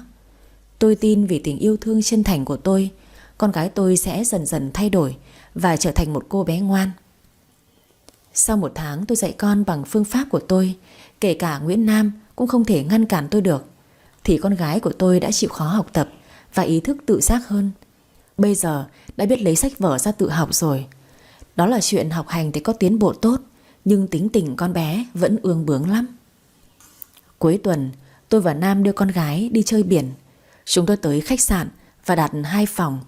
Tôi và Tuệ Mẫn ở một phòng, còn Nam ở một phòng. Chúng tôi tranh thủ đi chơi cho thoải mái đầu óc 3 ngày cuối tuần, vì con gái tôi đã phải học cả tuần không được nghỉ rồi. Sau khi ăn tối ở khách sạn, chúng tôi chuẩn bị đi dạo thì Tuệ Mẫn nói với Nam. Bố ơi, con muốn ra khu vui chơi ngoài kia để chơi. Được, ra đó chơi nhá. Nhưng con không thích đi cùng với cô Vân đâu, hai bố con mình đi thôi nhá. Nhưng mà con không biết đâu, con muốn đi cùng với bố thôi. Tôi biết con bé không muốn đi cùng tôi, nên tôi bảo Nam. Anh đưa con đi chơi đi, em lên phòng đây, em hơi váng đầu. Em váng đầu hả? Trong phòng của anh có thuốc đó, em lấy rồi vào uống đi nhá. Vâng, hai bố con cứ đi chơi đi. Tôi vội lên phòng để Nam đưa Tuệ Mẫn đi chơi. Tôi thấy buồn lòng, nhưng mà tôi đâu thể trách con bé được, vì nó không biết tôi là mẹ của nó. Đối với con bé, tôi chỉ là một người bảo mẫu của nó mà thôi. Tôi ra ban công ngồi thì gặp một người đàn ông đang đứng hút thuốc. Tôi định đi vào thì anh ta bắt chuyện với tôi. Chào cô. Dạ chào anh. Sao cô ra đây một mình vậy? Chồng con cô đâu rồi? À, hai bố con anh ấy ra kia chơi rồi, tôi không phải là vợ của anh ấy. Vậy hả? Thế mà tôi cứ tưởng. Thế cô là? Tôi chỉ là bảo mẫu thôi mà. À ra vậy. Anh đi du lịch một mình sao? Tôi đi một mình, cũng tiện giải quyết công việc. Cô tên gì vậy? Tôi tên Vân, còn anh? Tôi tên Thế, rất vui được biết cô. Tôi và Thế đứng nói chuyện với nhau một lúc. Sau đó Thế rủ tôi. Hôm nay thời tiết dễ chịu quá, mình đi bộ một vòng hóng gió đi. Về phòng bây giờ chỉ có một mình, nên tôi gật đầu. Được, vậy mình đi thôi. Tôi và Thế đi dạo trên bờ biển. Thế rất cởi mở nên chúng tôi nói chuyện khá là hợp. Thế năm nay 29 tuổi, anh là kiến trúc sư, còn làm thiết kế thuê nên thu nhập cũng tạm ổn. Do cứ mải mê làm việc kiếm tiền nên năm nay 29 tuổi, thế nhưng Thế vẫn chưa có bạn gái. Chúng tôi nói chuyện với nhau rất thoải mái. Tôi còn hẹn với anh khi nào về thành phố tôi sẽ giới thiệu bạn gái của tôi cho anh làm quen nữa. Hai người đang cô đơn gặp nhau nơi đất khách tự nhiên mang lại cảm giác rất vui vẻ. Nguyễn Nam và con gái về tới phòng. Ủa, Vân đâu rồi nhỉ? Tuệ Mẫn liền nói. Chắc cô đi chơi một mình rồi, bố ở đây với con nhé, con chả thích ngủ với cô ấy đâu. Nam thấy con gái mình có vẻ không thích Vân nên anh hỏi. Con không thích cô Vân hả? Vâng, con ghét cô ấy lắm. Lý do tại sao vậy? Suốt ngày cô ấy bắt con học thôi, bắt con phải thế này thế kia nữa, con ghét lắm. Cô ấy vì muốn tốt cho con nên mới vậy đó. Con thử nghĩ mà xem, con học giỏi, cô giáo sẽ khen con, nể phục con. Còn nếu con học kém, các bạn sẽ chê cười con. Vậy con muốn mình được khen hay là bị chê nào? Tất nhiên là con muốn được khen rồi. Thế thì con phải chịu khó học vào chứ, phải nghe lời cô Vân chứ. Tuệ Mẫn dỗi và lên giường nằm. Nam lại dỗ dành con gái. Con gái ngoan của bố, nếu thời gian tới đạt kết quả cao trong học tập, bố thưởng cho con một món quà lớn. Con có muốn nhận quà đặc biệt không nào? Quà gì vậy bố? Bí mật, con cứ học giỏi đi đã. Tuệ Mẫn thấy tò mò về món quà đặc biệt của bố. Nó gật đầu đồng ý ngay. Nó sẽ chăm học, đạt kết quả tốt nhất để nhận món quà đặc biệt này. Nguyễn Nam đi ra ngoài ban công để ngóng xem Vân về chưa. Anh khó chịu. Không biết cô ấy đi đâu nữa. Đi đâu mà 10 giờ đêm rồi vẫn còn chưa thèm về chứ. Nam nhìn xuống dưới cổng khách sạn. Anh thấy Vân đang đi cùng một người đàn ông lạ mặt. Hai người vừa đi vừa nói chuyện rất vui vẻ nữa chứ. Nam cau mày lại khó chịu. Cái gì đây? Vân đi chơi với người khác sao? Được lắm đấy Vân ạ. Tôi chia tay thế. Chúc anh ngủ ngon nhé. Em cũng vậy nhé. Mai rảnh mình đi ăn nhé. Vâng ạ. Tôi đi thẳng về phòng thì thấy Nam đang đứng hút thuốc ở ngoài cửa. Anh với con gái đi chơi về rồi à? Em đi đâu về đấy? Em đi dạo. Đi dạo với ai? Một người bạn mới quen. Được lắm. Mới vào đây có một ngày thôi mà em đã quen người khác rồi. Nhanh hơn anh tưởng đấy. Anh có ý gì đây? Đi du lịch cùng chồng con, nhưng em lại đi chơi với người đàn ông khác. Em không thấy mình quá đáng sao? Tôi bật cười và nói. Anh nói cái gì vậy? Xem nghe cứ bùng nhùng ở lỗ tai ấy. Vậy anh coi đi, em là vợ anh từ khi nào vậy? Đến thân phận của em, anh còn bắt em phải giấu, không cho Tuệ Mẫn biết. Em là mẹ của Tuệ Mẫn mà em không được phép nhận con của mình. Em cố tình tới xin làm bảo mẫu để được gần con, thì anh bắt em phải giấu kỹ thân phận của mình. Bây giờ thấy em đi chơi cùng với người khác, anh lại nói em. Em không hiểu anh nghĩ cái gì ở trong đầu nữa. Chuyện đó không phải là anh không thừa nhận em, mà chỉ là chưa tới lúc anh thừa nhận thôi. Rồi sẽ có một ngày anh nói tất cả mọi chuyện với con bé. Anh sẽ nói mà. Con gái ghét em như vậy, anh thấy có vui không hả? Anh xin lỗi. Anh sẽ nói tất cả với nó mọi chuyện vào một ngày gần nhất. Không cần, em không cần nữa. Thôi em về phòng ngủ đây. Đứng lại đã, anh có chuyện muốn nói với em. Em không có gì để nói với anh cả. Nam kéo tay tôi lại và nói. Thế em coi anh là gì của em? Ngày trước, đối với em, anh là một người rất quan trọng và không thể thiếu được. Nhưng nhờ sự lạnh lùng vô tâm của anh mà bây giờ em cảm thấy anh không còn quan trọng nữa rồi. Bỏ tay ra đi, em còn đi ngủ. Tôi gạt tay Nam ra và đi về phòng. Tuệ Mẫn đã ngủ rồi. Tôi lại gần và ngắm con gái của mình ngủ. Mình là mẹ mà không thể ôm con vào lòng. Sao cái số của mình nó lận đận như vậy chứ? Nguyễn Nam đi về phòng, nhưng anh trằn trọc mãi không ngủ được. Rõ ràng lúc Vân mới về, cô rất quan tâm tới mình mà. Thế mà bây giờ cô lại không cần mình nữa sao? Người gì mà lật mặt nhanh như bánh tráng vậy? Nam ngồi dậy đi ra ban công ngồi. Anh thở dài và nghĩ ở trong đầu. Không phải mình không thương cô ấy, mà là mình chỉ muốn chờ qua 3 năm chịu tang vợ, rồi mình sẽ nói tất cả với con gái. Mình sẽ nói với con gái, rồi mình sẽ cầu hôn Vân. Chỉ còn hơn 1 năm nữa thôi mà. Rồi mình và Vân sẽ kết hôn và sống hạnh phúc bên con gái, và không bao giờ xa nhau nữa. Sáng ngày hôm sau, Tuệ Mẫn tỉnh dậy. Nó chạy sang phòng của bố nó ngay. Bố ơi bố. Bố đây, con dậy rồi sao? Con đói bụng quá, chúng ta đi ăn sáng đi bố. Được, thế cô Vân đâu con? Cô Vân đang ngủ bố ạ. Thế để bố sang gọi cô ấy dậy nhá. Không phải gọi đâu bố, hai bố con mình đi thôi. Con chả thích ăn cùng với cô Vân đâu. Nam liền bế con gái lên và nói. Con không được nói như vậy chứ. Cô Vân là một người rất quan trọng với bố con của mình đấy. Có nhiều chuyện con chưa hiểu được đâu. Rồi sẽ có một ngày con sẽ yêu thương cô Vân hơn những gì bố đang nói với con đấy. Tuệ Mẫn bĩu môi. Con sẽ không bao giờ yêu thương cô ấy đâu bố ạ. Sao con nói như vậy chứ? Vì cô ấy không cùng đẳng cấp với bố con của mình. Tại sao con lại có thể nói ra những lời như thế được chứ? Tôi đứng ngoài nghe hết tất cả những lời con gái nói. Tôi mới thò cổ vào và nói. Con gái nói cũng đúng mà. Em nghèo, thuộc từng lớp thấp hơn anh mà. Thôi, hai bố con đi ăn sáng đi, em cũng bận rồi. Vân, em bận đi đâu đấy? Em đi ăn sáng cùng với anh hàng xóm kia. Nguyễn Nam nhìn về hướng tay tôi chỉ. Ở bên kia, Thế vẫy tay chào. Chào anh. Nam lử mắt nhìn Thế. Anh là ai vậy? Tôi cũng ở trên thành phố về đây du lịch thôi. Rất vui được biết anh. Thế thì liên quan gì tới Vân chứ? À, có liên quan chứ. Tôi với Vân là bạn mới quen mà. Anh không phiền khi tôi mời cô ấy đi ăn sáng chứ? Cô ấy bận rồi. Tôi liền nói, em có bận gì đâu. Anh và con gái cứ đi ăn sáng đi, em cũng đi đây. Tôi đi ra chỗ Thế. Nam liền nói, anh nói chúng ta cùng nhau đi ăn cơ mà, xem lại đi cùng với anh ta chứ. Tuệ Mẫn liền ôm cổ bố. Bố ơi, kệ cô ấy đi, hai bố con mình đi ăn nhá. Tôi và Thế đi xuống dưới. Mặt Nam xị xuống. Bực mình thật đấy. Cùng con gái ăn sáng xong, Nam đưa con gái ra bờ biển chơi. Tuệ Mẫn thấy các bạn đang tắm biển vui quá. Con bé đòi bố cho ra biển tắm. Bố ơi, con muốn tắm biển. Vừa mới ăn xong, không nên tắm đâu con. Kìa bố kìa, mọi người tắm đầy kia kìa bố. Thôi được rồi, vậy con ngồi ở đây nhá, chờ bố vào thuê phao cho con nhá. Vâng bố. Nam đi vào quán nước để thuê phao. Anh nhìn thấy Vân và Thế đang ngồi uống nước dừa. Máu ghen của anh nổi lên. Thế là anh quên luôn cả việc thuê áo phao cho con gái.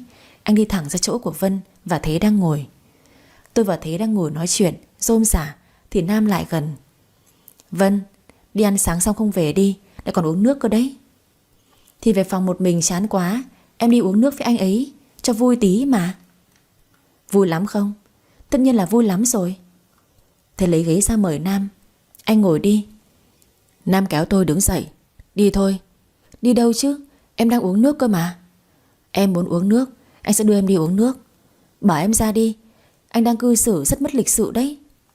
Nam không nói không rằng. Anh lôi tôi đi thẳng. Bỏ em ra. Anh không bỏ, anh mất lịch sự vừa thôi. Em dám đi uống nước với người khác trước mặt của anh. Em giỏi quá rồi Vân ạ. Việc đó cũng chả có liên quan gì tới anh cả. Nam đang đi, tự dưng anh ta đứng lại, làm tôi đập mặt vào lưng anh ấy. Nam xoay người lại, hai tay anh túm lấy tay của tôi. Anh làm cái trò gì thế? Bỏ em ra. Anh kéo tôi lại gần và nói, em muốn anh công khai có đúng không? Được, mình sẽ công khai luôn. Anh nói vớ vẩn cái gì đấy? Nam kéo tôi lại và hôn tôi chụt một cái. Anh yêu em. Tôi ngớ người ra ấp úng nói, anh làm cái gì vậy hả? Nam ôm tôi và nói, anh không biết tại sao nữa, nhưng anh lạ lắm. Thấy em đi cùng với người khác, anh cảm thấy bực bội khó chịu ở trong lòng. Em hãy ở bên anh và con suốt cuộc đời này nhé. Bố con của anh cần em. Tôi rưng rưng cảm động. Cuối cùng cái ngày tôi chờ mong cũng đến. Tôi hạnh phúc, nước mắt cứ chảy ra. Hai đứa ôm nhau giữa thanh thiên bạch nhật.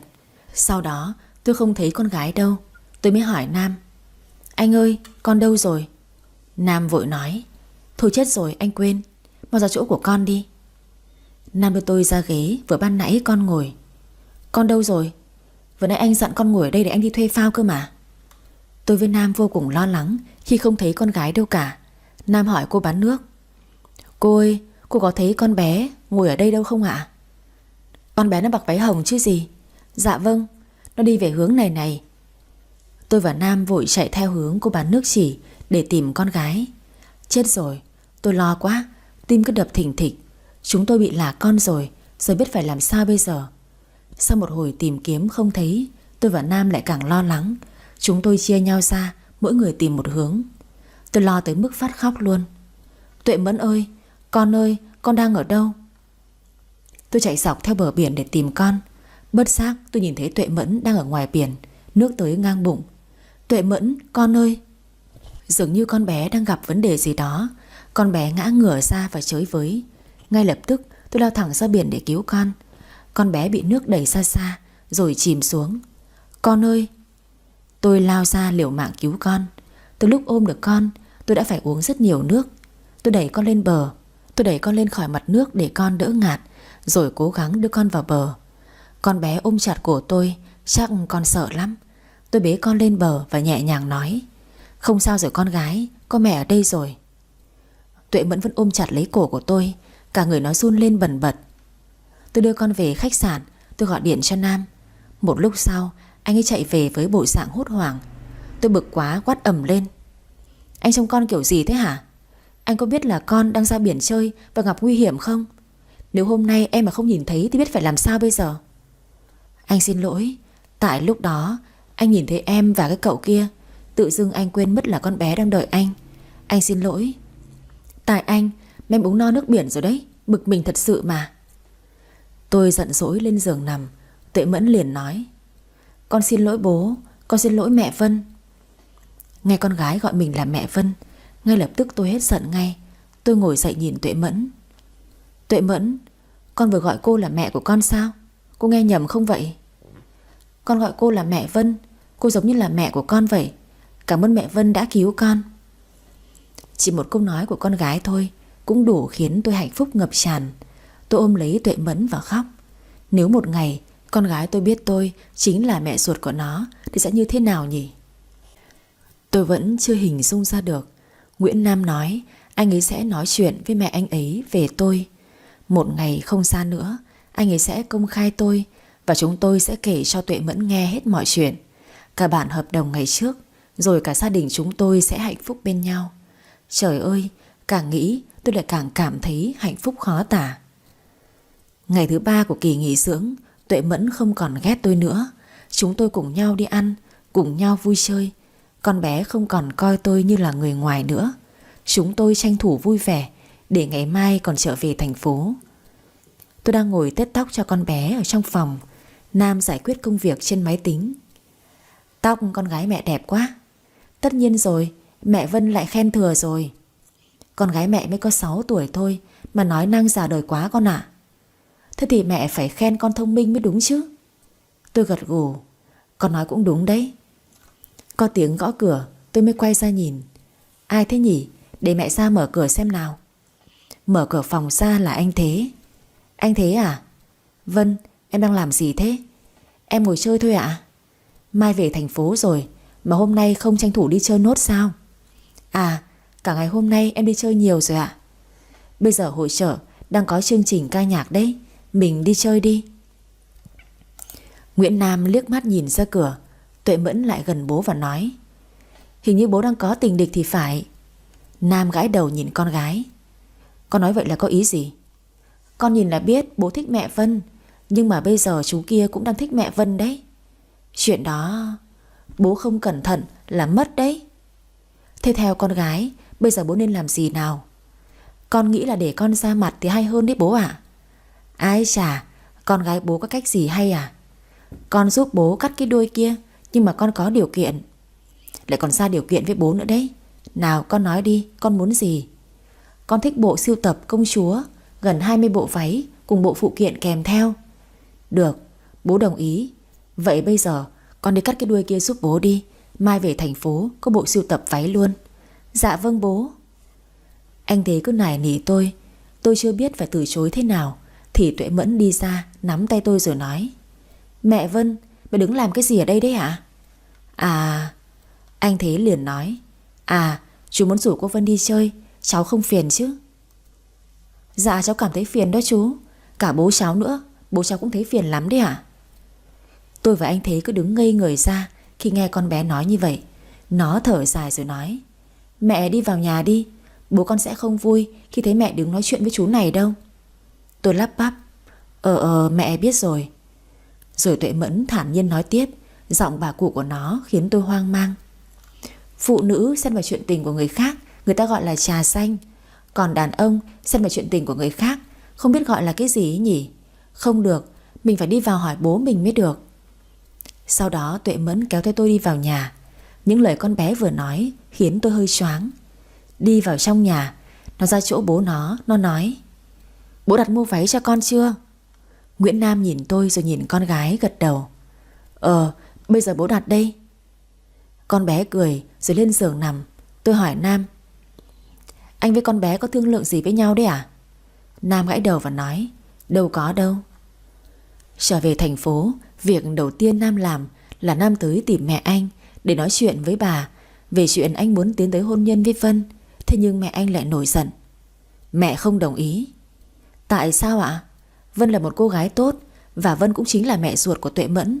Vậy tại sao mẹ lại không đồng ý chứ? Vì nhà nói với nhà mình không môn đăng hộ đối. Con nghĩ mà xem, nhà mình thế nào, nhà con Vân thế nào. Mẹ quan trọng vấn đề đó lắm sao? Đúng, người ta quề vào cái gia đình mình đấy. Mà mẹ còn chưa thèm nói chuyện con để cho cái Vân tới biệt thự làm bảo mẫu cho con bé Tuệ Mẫn đâu. Mẹ à, mẹ nghĩ đơn giản lên đi. Tuệ Mẫn cần Vân và con cũng cần Vân. Mẹ đồng ý cho con lấy Vân nhé mẹ.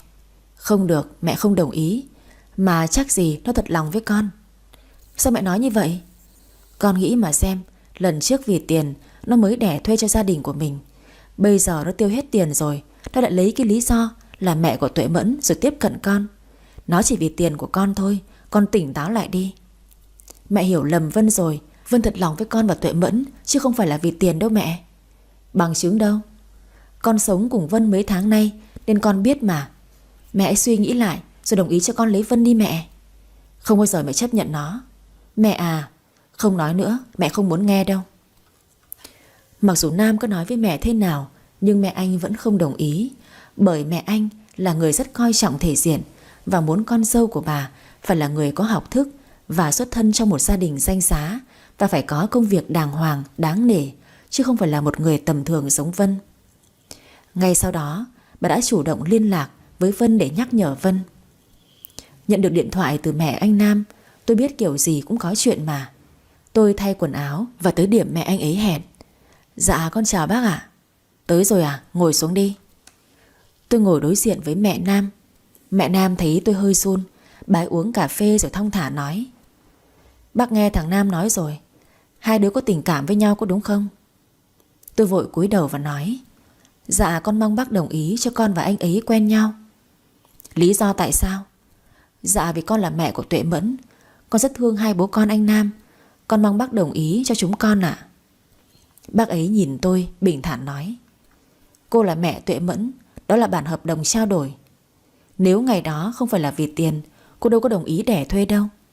Bây giờ khi tiêu hết số tiền đó rồi, cô lại xuất hiện tiếp cận con trai của tôi. Thứ cô muốn là tiền của gia đình tôi có phải không? Dạ không phải vậy đâu bác. Con thật sự thương bố con anh Nam. Con xin bác hãy vì Tuệ Mẫn mà đồng ý. Tạm dẹp chuyện cô có thật lòng hay không đi. Bây giờ nói thẳng vào vấn đề nhé.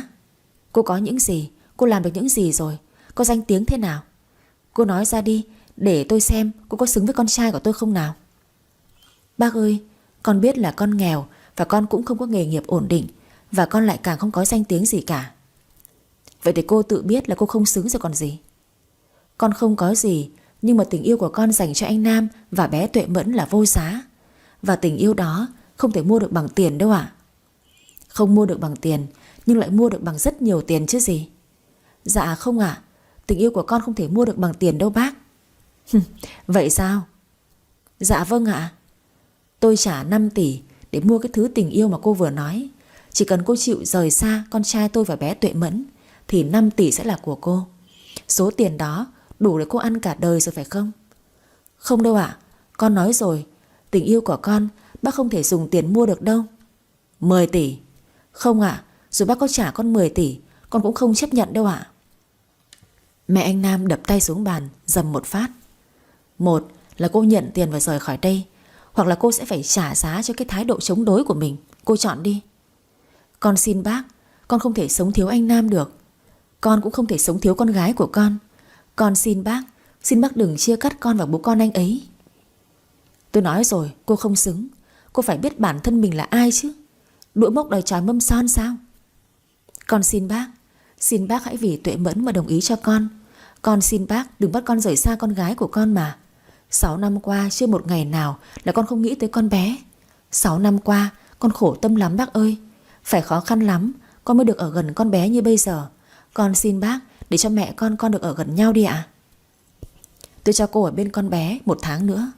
Nếu 1 tháng nữa mà cô không đi khỏi biệt thự của con trai tôi thì cô đừng có mà trách tôi. Nhớ kỹ lấy. Nói rồi bà ấy đứng dậy ra về. Tôi ngồi đó lặng lẽ khóc một mình. Tôi vừa mới được con bé và anh Nam thương yêu thì lại có rào cản là mẹ anh ấy. Tôi phải làm sao để bác ấy chấp nhận tôi đây? Tôi trở về biệt thự trong lòng ngổn ngang bao suy nghĩ. Nam cũng vừa đi làm về. Anh thấy tôi buồn nên hỏi tôi. Vân, có chuyện gì sao? Sao trông em buồn thế? Dạ không có gì đâu ạ. Em vừa đi đâu về thế? Tôi gặp mẹ anh ấy, nhưng tôi không muốn anh ấy phải suy nghĩ, nên tôi nói dối. Dạ em về thăm mẹ của em. Thế mẹ em có khỏe không? Hôm nào chúng ta đưa con gái về thăm mẹ nhé. Dạ mẹ khỏe anh ạ. Hôm nào rảnh mình đưa con về chơi với mẹ. Nam kéo tôi lại rồi ôm tôi. Tối nay chúng ta tổ chức một bữa tiệc nho nhỏ, rồi chúng ta kể cho con gái mình nghe sự thật em nhé. Tôi vội nói. Từ từ hãy nói anh ạ. Sao thế? Trước em muốn chúng mình công khai cơ mà. Anh nghĩ bây giờ tới lúc mình nên nói cho con bé biết sự thật rồi đấy. Để một thời gian nữa được không anh? Em chưa sẵn sàng. Em muốn một thời gian nữa, khi tình cảm của con dành cho em nhiều rồi, chúng ta nói với con được không anh? Em sao thế? Trước chính em nói với anh là em muốn chúng ta kể cho con nghe cơ mà. Hay là mẹ anh nói gì với em rồi phải không? Dạ không, mẹ anh không nói gì với em cả.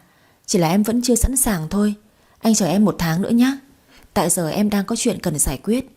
1 tháng nữa mọi chuyện ổn thỏa hết rồi, lúc ấy mình công khai được không anh? Thế em có chuyện gì để anh giải quyết giúp em? Không được, chuyện này em phải tự giải quyết. Anh chờ em 1 tháng nữa nhé. Thôi được rồi, em không giấu được anh chuyện gì đâu đấy. Có chuyện gì em phải nói với anh, để chúng ta cùng nhau giải quyết nhé. Dạ vâng anh. 1 tháng thôi đấy. 1 tháng nữa mình sẽ công khai tất cả mọi chuyện đó em. Dạ em nhớ rồi. Nam hôn tôi, vòng tay anh siết chặt. Anh kéo tôi vào lòng anh, nhưng tôi đẩy ra. Thôi anh bỏ em ra đi. Anh nhớ em lắm. Anh nhớ cảm giác ngày đó. Anh thật sự rất là nhớ. Em không nhớ anh sao? Em nhớ, nhưng không phải là hôm nay. Thôi sắp tới giờ đón con rồi, em chuẩn bị đi đón con đây. Kìa, việc đón con đã có Vũ Lan và lái xe rồi mà em. Tôi lảng ra ngoài ngay. Tôi cố tránh anh ấy, vì giờ tôi chưa được mẹ anh ấy chấp nhận, nên tôi không dám lún sâu vào tình yêu của anh ấy. Tôi sợ nếu tôi xảy ra chuyện gì, anh ấy sẽ đau khổ vì tôi. Nên tôi muốn giữ khoảng cách đó là cách tốt nhất cho tôi và anh ấy lúc này. Ngày hôm sau, mẹ anh Nam tới. Bà ấy đi cùng một cô gái trẻ đẹp. Anh Nam đi làm không có nhà. Tôi đang dạy con bé vẽ tranh ở ngoài vườn. Tuệ Mẫn, cháu yêu của bà ơi. Nghe tiếng gọi của bà nội, Tuệ Mẫn quay lại và reo lên. Bà nội. Cháu yêu của bà đang vẽ tranh đấy à? Dạ vâng ạ. Cháu giỏi quá, vẽ đẹp quá. Tôi cúi đầu chào bà ấy. Dạ cháu chào bác ạ. Bà ấy chẹp miệng không trả lời tôi. Cô gái trẻ đẹp đi cùng với bà ấy hỏi. Chị ấy là ai vậy bác? Nó là bảo mẫu của Tuệ Mẫn ấy mà. Ra là bảo mẫu. Tuệ Mẫn càng lớn càng xinh bác nhỉ. Sau đó cô gái đó lại xoa đầu Tuệ Mẫn. Tuệ Mẫn lớn quá. Lần trước cháu về, con bé mới có 2 tuổi. Thế mà giờ con bé đã 6 tuổi rồi. Thời gian qua nhanh quá bác nhỉ. Tuệ Mẫn phải chăm chỉ học tập, sau này học giỏi và thành đạt như cô Lan Khuê nhá. Tuệ Mẫn gật đầu, rồi nó gạt tay Lan Khuê ra khỏi đầu nó. Cháu không thích người khác xoa đầu cháu đâu, rồi hết tóc của cháu rồi. Lan Khuê bật cười. Ai chà, cũng ghê gớm lắm đấy Tuệ Mẫn. Tuệ Mẫn không trả lời. Nó đi ra chỗ bà nội. Bà ơi, vào nhà đi bà. Tuệ Mẫn đi cùng bà nội vào trong nhà. Tôi thu dọn giấy và mực để mang vào nhà, thì Lan Khuê nhìn tôi rồi cười nói. Anh Nam thuê bảo mẫu trẻ thế này sao? Tôi mới hỏi lại Lan Khuê. Chị có ý gì vậy ạ? Thì từ trước tới nay, người giúp việc trong cái biệt thự này là người trung tuổi. Lần này về thấy bảo mẫu trẻ thế này, tôi hơi ngạc nhiên đấy. Bình thường mà chị. Hay là cô muốn tòm tem với ông chủ? Tôi cảm thấy hơi ngạc nhiên trước câu nói ấy của Lan Khuê. Cô ấy đẹp như vậy mà lại vô duyên quá thể. Ngay từ lần đầu gặp mặt đã không có ấn tượng thế này rồi. Không lẽ tôi lại nói thẳng vào mặt cô ta là sao cô vô duyên như vậy? Nhưng tôi đã kìm nén được và nhẹ nhàng nói. Chị nói linh tinh quá rồi đấy. Tôi thấy đa số như vậy mà. Cô không xem trên mạng à? Thuê giúp việc trẻ, rồi giúp việc cướp mất chồng luôn. Nhiều tràn lan đấy, cô không đọc sao? Tôi thở dài rồi nói. Đủ rồi đấy, chị đẹp như vậy mà sao cách chị nói chuyện lại dở tệ như vậy nhỉ? Lan Khuê trợn mắt nhìn tôi. Cô vừa sủa cái gì đấy hả? Sủa là cái gì hả chị? Sủa là chó ấy, cô không biết sao? Nhưng em thấy em cũng giống như chị mà. Chúng ta cùng giống loài với nhau mà, có khác gì đâu chị. Lan Khuê tức đỏ mặt lên. Cô ta trợn mắt quát tôi. Cô biết tôi là ai không hả? Tôi sẽ bảo anh Nam đuổi việc cô, để xem cô còn thái độ đó được không nữa. Nói rồi Lan Khuê vùng vằng bỏ vào nhà. Bác Tâm ơi bác Tâm. Sao vậy Lan Khuê? Lan Khuê giả vờ rơm rớm nước mắt nói: Cô ta sỉ nhục cháu. Bà Tâm trợn trừng mắt lên: Ai dám sỉ nhục cháu hả? Là người bảo mẫu kia đó bác. Tuệ Mẫn cũng ngồi đó. Con bé liền nói luôn: Cô nói điêu rồi, mẹ Vân sẽ không bao giờ sỉ nhục người khác đâu. Bà Tâm liếc mắt nhìn Tuệ Mẫn nói: Cháu yêu, cháu vừa gọi bảo mẫu là mẹ Vân sao? Trước cháu ghét cô ta lắm cơ mà. Thế mà sao bây giờ cháu lại gọi cô ấy là mẹ chứ? Lần trước cháu đi tắm biển, cháu bị nước cuốn trôi, mẹ Vân đã cứu cháu đấy bà. Mẹ Vân tốt lắm, bà đừng ghét mẹ Vân nữa nhé. Bà Vân giận tím người, nhưng bà lại không thể hiện ra mặt. Bà im lặng không nói gì cả. Lan Khuê thì hậm hực. Cô quyết chở Nam về để cô mách tội với Nam. Sau đó nhân cơ hội, Tuệ Mẫn đi vào phòng học bài. Bà Tâm và Lan Khuê ở ngoài bàn tính với nhau: Bác ơi, bác phải xử tội nó giúp cháu bác nhá. Nó dám bảo cháu là chó bác ạ. Nó láo như vậy sao? Nhìn mặt cũng hiền mà, sao nói mất dạy thế chứ? Thằng Nam bị mù rồi mà. Cháu cũng chả hiểu tại sao anh Nam lại nhận một cô gái như cô ta vào làm nữa. Trông cô ta gian xảo lắm đấy bác. Bà Tâm thở dài rồi nói: Bác cũng muốn tống cổ nó đi rồi, nhưng mà thằng Nam cố chấp lắm.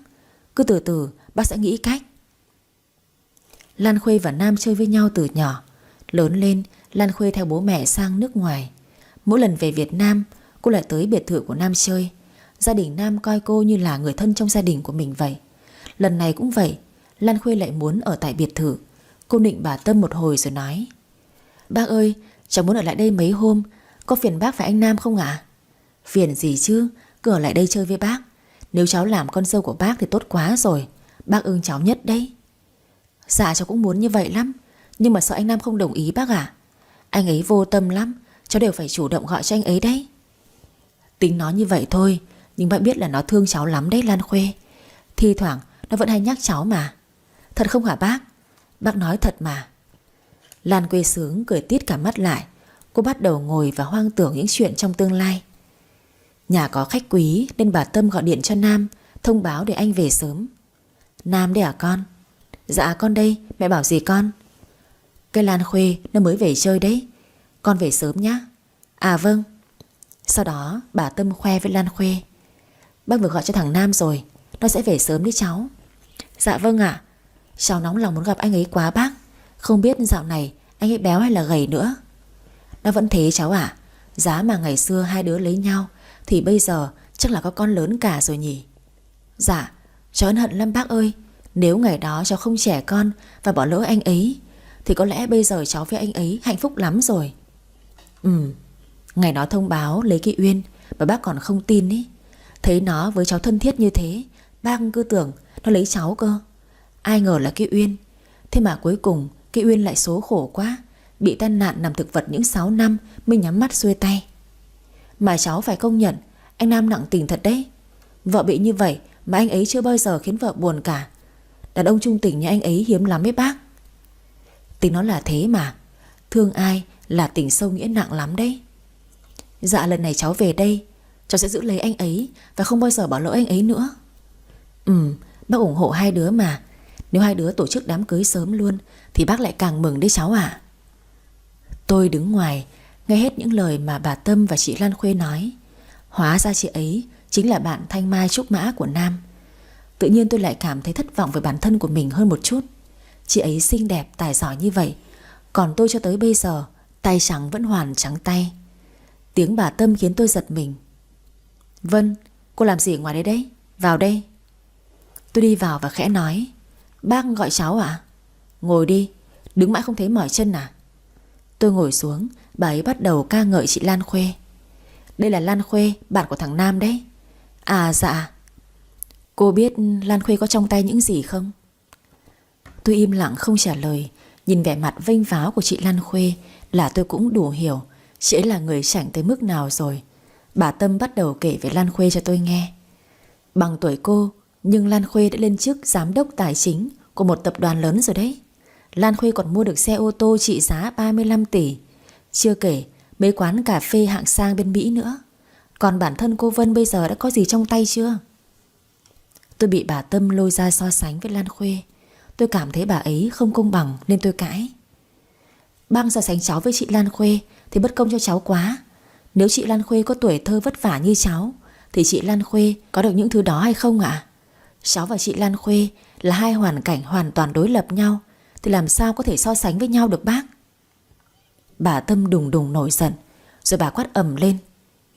Cô thấp kém, cô kém cỏi mà cô không thừa nhận, lại còn nói đạo lý với tôi sao? Cái thứ ngu học. Bác nói hơi quá rồi đấy ạ. Bác nói bác phải suy nghĩ chứ. Bác nghĩ là mình có tiền, mình giàu có thì muốn nói gì thì nói sao bác? Bác như vậy thì người khác tôn trọng bác làm sao nổi chứ? Lan Khuê bênh bà Tâm. Cô ta trợn mắt đe dọa tôi. Này con bảo mẫu kia, mẹ nói với bác Tâm như thế đấy à? Mày mất dạy quá rồi đấy. Lâu rồi không có ai dạy dỗ mày, thì để tao dạy dỗ mày cho. Chị giỏi thì chị ra tay đi. Lan Khuê lao vào túm tóc tôi và kéo mạnh. Tôi cũng không dễ bị bắt nạt như vậy đâu. Tôi túm tóc chị ta. Chúng tôi lao vào cấu xé nhau trước mặt của bà Tâm. Bà Tâm hoảng quá không biết làm thế nào để can chúng tôi ra. Bé Tuệ Mẫn ở trong phòng nghe tiếng quát tháo nên con bé chạy ra. Thấy tôi và Lan Khuê đang cào cấu giật tóc nhau, con bé liền chạy xuống nhà, cầm cái chổi lên vụt vào chân của Lan Khuê. Cô dám đánh mẹ Vân của cháu à? Cháu sẽ đánh cô này. Lan Khuê kêu ầm lên cầu cứu bà Tâm. Bác Tâm ơi, cứu cháu với, cứu cháu với. Bé Tuệ Mẫn vốn không phải là dạng vừa. Nó cầm váy của Lan Khuê và kéo váy của chị ta, khiến váy chị ta tụt xuống đầu gối. Lan Khuê ngại quá liền buông tóc tôi ra để dùng tay kéo váy lên. Bé Tuệ Mẫn cứ kéo xuống khiến cô ta gào ầm lên. Tôi liền tát vào mặt cô ta liên tiếp. Bà Tâm chạy ra kéo Tuệ Mẫn ra thì Tuệ Mẫn lại lao vào kéo váy của Lan Khuê tiếp. Bà Tâm quát Tuệ Mẫn. Tuệ Mẫn, cháu có thôi đi không hả? Người nhà không bênh lại bên người ngoài là sao? Cô Lan Khuê mới là người ngoài ý. Vừa nói Tuệ Mẫn lại lao vào đánh Lan Khuê tiếp. Con bé còn nhỏ mà hung hăng dữ thế. Nó còn với được tóc của Lan Khuê rồi đu cả người của nó để kéo tóc của Lan Khuê. Cô ta sợ quá vùng lên bỏ chạy ra ngoài. Ngay lập tức Tuệ Mẫn chạy đuổi theo. Tôi liền giữ con gái lại. Thôi con ơi, mẹ xin con bình tĩnh lại đi. Cô ta dám đánh mẹ, con không tha thứ cho cô ta đâu. Lan Khuê chạy ra cổng. Đúng lúc Nam về tới. Ngay lập tức Lan Khuê òa khóc lên rồi chạy ra nép sau lưng của Nam. Anh ơi, cứu em với. Có chuyện gì thế? Con bảo mẫu đánh em, nó còn xúi con gái đánh em nữa. Em bình tĩnh đi rồi nói chuyện. Mặt em sưng lên rồi đấy này. Cô ta đánh em đấy, anh đuổi việc cô ta đi. Anh chưa biết đầu đuôi câu chuyện thế nào thì làm sao mà anh đuổi việc được chứ. Chúng ta vào nhà đi rồi từ từ nói chuyện. Nam và Lan Khuê đi vào nhà. Tôi và Tuệ Mẫn đang đứng, còn bà Tâm thì ngồi ở ghế. Bà quát ầm lên.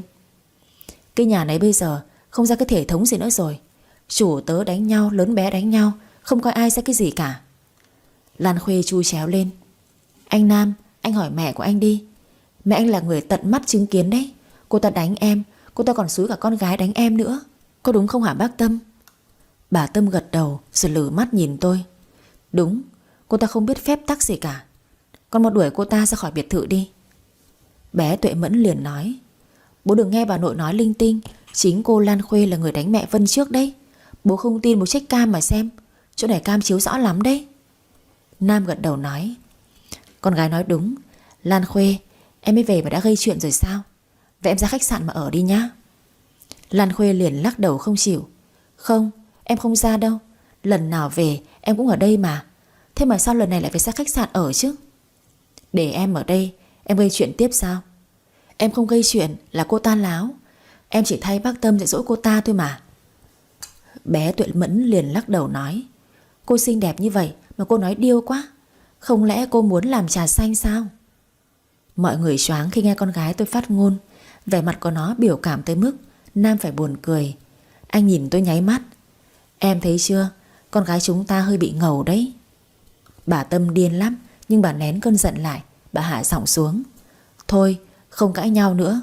Lan Khuê vào phòng tắm giặt đi. Ở đây còn thừa nhiều phòng mà. Để con bé ở đây với mẹ cho nó vui Nam nhá. Sao mẹ không dẫn Lan Khuê về nhà của mẹ đi? Mẹ còn ở đây làm cái gì chứ? Mấy khi con bé về chơi đâu con. Con đi tắm đi, lát cả nhà chúng ta đi ra ngoài ăn nhá. Nam thở dài. Thế nào cũng được. Để mẹ đặt chỗ. Còn Tuệ Mẫn, cháu cũng đi tắm đi, rồi mặc váy thật xinh, lát chúng mình đi ăn nhá. Tuệ Mẫn bĩu môi nói, đi ăn với cô Lan Khuê sao? Bà với cháu và bố cháu cùng cô Lan Khuê, 4 người sẽ đi ăn với nhau nhá. Sao không có mẹ Vân của cháu? Bà Tâm chưa biết trả lời sao. Tôi nắm tay con gái và nói, con đi ăn cùng với mọi người nhá. Mẹ bận chút việc nên không có đi được. Mẹ bận cái gì thế? Con muốn đi cùng với mẹ cơ. Nam cũng nói luôn, con gái nói đúng đấy, em đi cùng với mọi người nhá. Bà Tâm lử mắt đe dọa, khiến tôi sợ không dám đi cùng. Dạ em bận mà, mọi người cứ đi ăn đi. Em bận cái gì thế Vân? À, mẹ em gọi em về, lát nữa em về qua nhà một lát anh ạ. Bà Tâm liền nói, lâu không về thăm mẹ thì cô cứ ở lại với mẹ vài hôm cũng được. Bé Tuệ Mẫn đã có Lan Khuê trông rồi, cô cứ yên tâm mà ở nhà chơi với mẹ cô đi. Tôi biết bà Tâm đang đuổi khéo tôi cảm thấy buồn lòng lắm, nhưng tôi không biết phải làm sao. Và tôi cũng dần đoán ra sự xuất hiện của chị Lan Khuê là do bà Tâm sắp đặt. Bà Tâm muốn chia rẽ tôi và Nam. Tôi đi về phòng, xếp quần áo và ba lô. Có lẽ tôi nên về nhà vài hôm thật. Thôi, mọi chuyện phó mặc cho duyên số vậy. Tôi đi ra cổng, Nam liền gọi theo, để anh đưa em về nhé. Thôi, em bắt xe về cũng được mà. Anh vào nhà với mọi người đi. Anh sẽ đưa em về, đó là trách nhiệm của anh. Ở trong nhà, Lan Khuê thấy Nam đi theo Vân. Cô ra cổng, cô tính chạy theo Nam thì Tuệ Mẫn gọi lại, cô đi đâu đấy? Cô có đi đâu ấy cũng không có liên quan tới cháu. Tránh ra đi. Cháu không cho phép cô làm phiền bố cháu đâu. Cô có làm phiền bố cháu đâu. Cháu mau tránh ra đi. Được thôi, cháu không cản cô nữa. Nhưng mà mắt của cô đang bị lấm lem đấy. Nhìn xấu lắm đấy cô ạ. Hai mắt cô lem luốc, khuôn mặt cô bây giờ trông cứ như là con mèo mướp ý. Lan Khuê vốn rất coi trọng hình thức, cô lại càng không muốn để Nam nhìn thấy bộ dạng xấu xí của mình. Cô hốt hoảng nói, thật không hả cháu? Thật đấy, cô vào phòng mà soi gương đi. Lan Khuê vội chạy vào phòng soi gương luôn. Khi biết mình bị một đứa trẻ lừa bịp, cô chạy ra thì Nam đã đưa Vân đi rồi. Cô muốn giữ Nam lại cũng không được nữa. Lan Khuê bực lắm, cô ta gắt lên, Tuệ Mẫn, sao cháu lừa cô hả? Vì cháu không thích cô đi theo làm phiền mẹ Vân của cháu. Cháu còn nhỏ đã nói dối người lớn là sao? Cô tin cô đánh đòn cháu không hả? Bố Nam của cháu sẽ thất vọng lắm khi biết cô đánh cháu đấy cô Lan Khuê. Cháu dám. Lan Khuê tức lắm nhưng không làm gì được, bởi con bé rất thông minh. Đừng nghĩ trẻ con chúng không biết gì nhá. Chúng biết hết đấy, chỉ là mỗi đứa trẻ hiểu vấn đề thế nào mà thôi. Và Tuệ Mẫn là một đứa trẻ vô cùng thông minh. Nó biết đâu là đúng, đâu là sai, nên Lan Khuê khó mà qua mặt được nó. Đưa Vân về nhà, Nam trở về biệt thự để đi ăn cùng với gia đình. Anh cũng không ưa gì Lan Khuê, nhưng vì mẹ anh nói nhiều quá, anh không muốn nhà có khách mà lại cãi nhau với khách thì không hay ho gì cả. Bà Tâm và Lan Khuê chờ sẵn ở phòng khách. Thấy Nam về, bà Tâm nói luôn, con vào nịnh Tuệ Mẫn đi, con bé đang dỗi và không muốn đi ăn đấy. Vâng, con biết rồi. Nam vào phòng và nịnh con gái, Tuệ Mẫn ơi, sao con không đi ăn cùng với mọi người thế? Không có mẹ Vân, con không muốn đi đâu. Con gái ngoan, rồi vài hôm nữa mẹ Vân sẽ về đây với bố con của mình mà. Con đi ăn cùng bố và mọi người nhá. Con không muốn đi đâu. Thế bố hỏi thật con gái nhá. Dạ. Con có muốn bố cưới mẹ Vân không? Con có chứ. Thế con phải giúp bố chứ. À, con hiểu rồi, là bố muốn con cắt đuôi cô Lan Khuê chứ gì. Con cái bố rất thông minh đấy. Bố con mình phải cắt được cái đuôi đó thì mẹ Vân mới quay về với bố con mình được chứ. Dạ vâng, con hiểu rồi. Thế giờ mình cùng đi ăn nhá. Vâng bố. Bà Tâm đặt chỗ ở một nhà hàng cao cấp. Trên bàn bày ra những món ngon và đắt tiền. Tuệ Mẫn ngồi giữa Nam và Lan Khuê. Con bé hào hứng lắm, nó đòi cô Lan Khuê bóc tôm hùm cho nó. Cô bóc tôm cho con ăn đi. Được, để cô bóc tôm cho con nhá. Rồi đó bày đủ trò để sai cô Lan Khuê, khiến cho cô mỏi tay và không ăn được gì cả. Con bé vừa ăn vừa nghĩ cách phá cô Lan Khuê. Con bé nhìn bát chấm tôm trên bàn. Nó cầm cái bát đấy, cố ý gạt bát nước chấm, giơ luôn vào đùi của Lan Khuê, khiến cái váy hàng hiệu của Lan Khuê ướt một chòm. Lan Khuê nhảy dựng lên. Trời, con làm bẩn váy cô rồi. Tuệ Mẫn giả vờ làm cái bộ mặt đáng thương. Dạ cháu xin lỗi cô, Cháu không cố ý đâu, cháu xin lỗi. Lan Khuê điên lắm, nhưng vì có Nam và mẹ anh ấy ở đây nên cô ta nhẹ nhàng nói: Không sao, lần sau ấy cháu nhớ để ý hơn nhé. Rồi sau đó Tuệ Mẫn lại uống coca. Lần này con bé cố ý nói chuyện thật xôm xả, và thật trùng hợp, con bé làm rơi cốc coca vào đùi của Lan Khuê, khiến cô ta bị ướt từ ngoài vào trong. Quần lót cũng ướt hết luôn. Lan Khuê cáu thật sự. Đã thế Tuệ Mẫn ăn ốc kiểu gì bắn cả vỏ ốc vào mặt của Lan Khuê. Món ốc xào me dính dính khiến mặt của Lan Khuê lem luốc. Lan Khuê hét ầm lên. Cô ta đứng bật dậy, làm Tuệ Mẫn chới với và ngã về phía sau. May mà Nam đỡ được.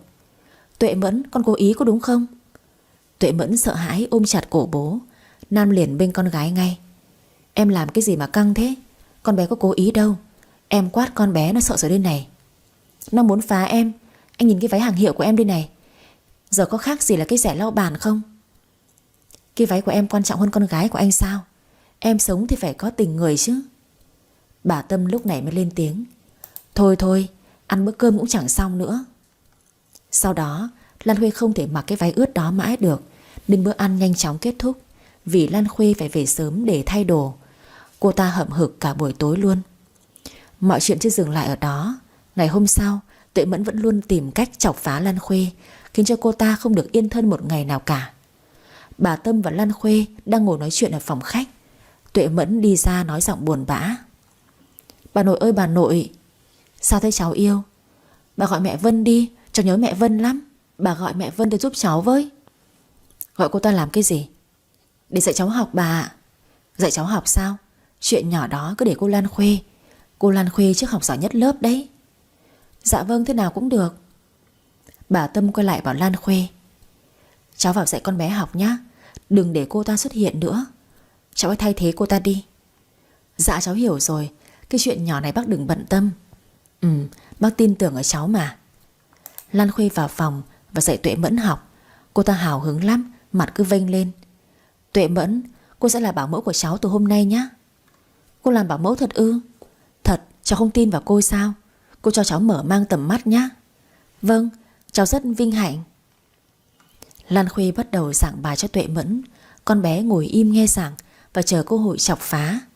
Vú Lan bê 2 cốc nước cam và nhẹ nhàng nói: Dạ mời cô Lan Khuê và cô Tuệ Mẫn uống nước cam đi.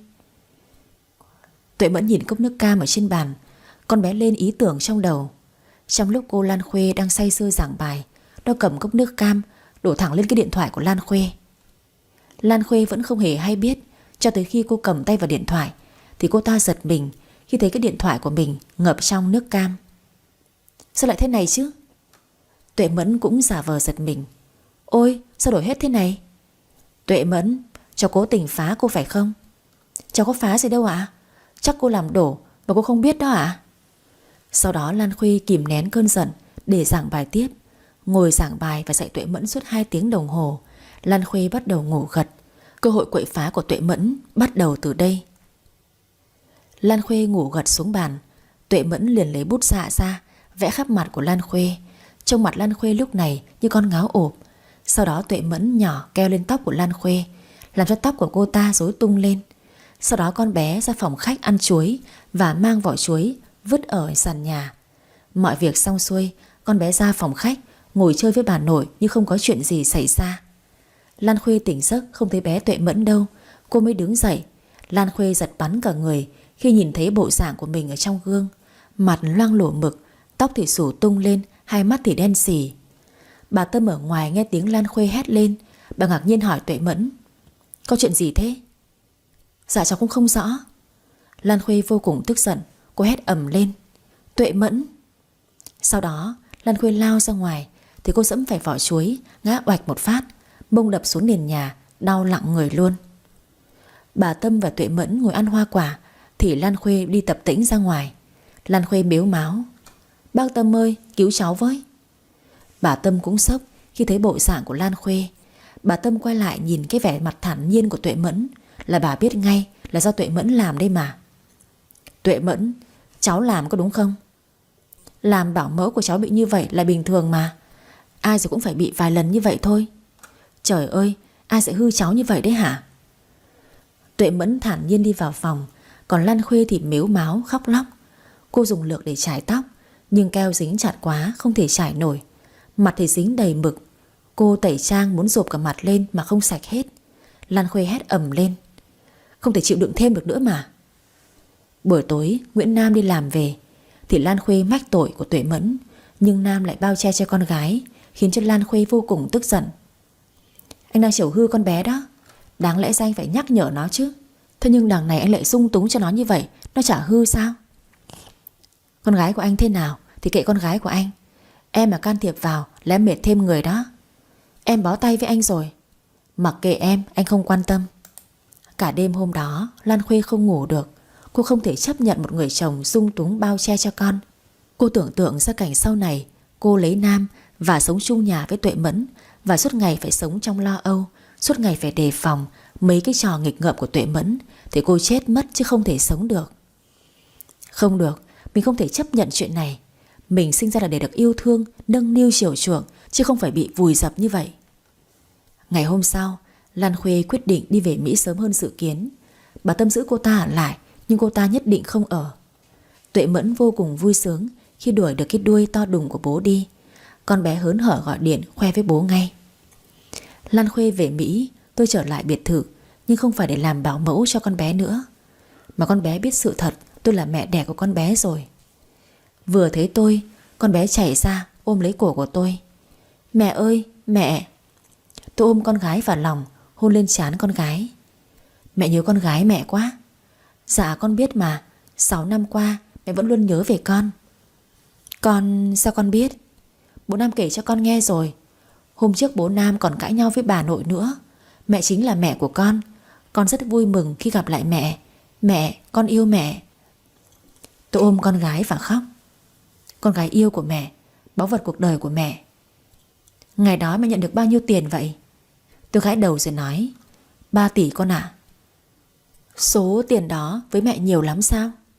Ừ, số tiền đó là cả gia tài lúc đó của mẹ đấy. Tuệ Mẫn mỉm cười và nói: Con rất vui khi được làm báu vật của mẹ. Con yêu mẹ. Từ bây giờ mẹ không được rời xa con nữa đâu nhá, dù chỉ là một ngày thôi. Chắc chắn rồi, phải vất vả lắm mẹ mới tìm được con cơ mà. Giờ dù mẹ có phải chết đi, mẹ cũng sẽ không bao giờ rời xa con đâu. Sau bao năm tháng chờ đợi, tôi cũng chờ được cái ngày hạnh phúc này. Ngày mà tôi tìm được con gái của mình. Tôi đã tìm lại được người đàn ông khiến mình thật sự rung động. Giờ mọi chuyện đều ổn cả rồi. Duy nhất chỉ có một vấn đề nữa thôi, đó là bà Tâm vẫn chưa chấp nhận tôi. Tôi vẫn đang cố gắng nỗ lực mỗi ngày để được bà chấp nhận mình. 1 tháng trôi qua, kể từ hôm Nam và bà Tâm cãi nhau, thì hôm nay bà Tâm mới tới biệt thự để thăm cháu. Bà Tâm ngồi chơi đùa với Tuệ Mẫn ở phòng khách. Tôi ngồi gọt hoa quả để hai bà cháu ăn. Tuệ Mẫn con bé thông minh lắm, nó đã biết nịnh bà nội để nó đỡ cho tôi rồi. Bà nội ơi, cháu yêu bà nhất trên đời. Bà Tâm vuốt tóc của nó. Khéo nịnh bà đấy, lại tính xin xỏ gì có đúng không? Tuệ Mẫn ôm cổ bà và nịnh: Bà có yêu cháu không ạ? Có, bà không yêu cháu thì yêu ai đây? Thế thì bà không muốn cháu buồn đúng không?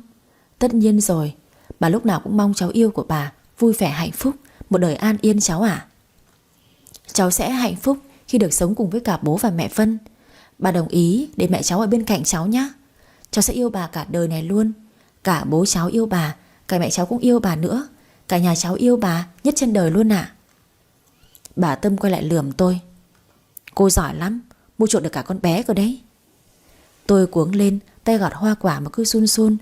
Bà Tâm chẹp miệng rồi nói: Để ý vào, không đứt tay bây giờ đấy. Tôi có ăn thịt cô đâu mà cô sợ tôi như vậy thế hả? Dạ vâng ạ. Cô gọi điện cho mẹ cô đi, bảo bà ấy chuẩn bị, cuối tuần này tôi sang nói chuyện người lớn. Cưới nhanh thôi, Tuệ Mẫn cũng lớn rồi. Tôi mừng tới nỗi không nói nên lời nữa. Dạ, cháu gọi cho mẹ cháu luôn đi ạ.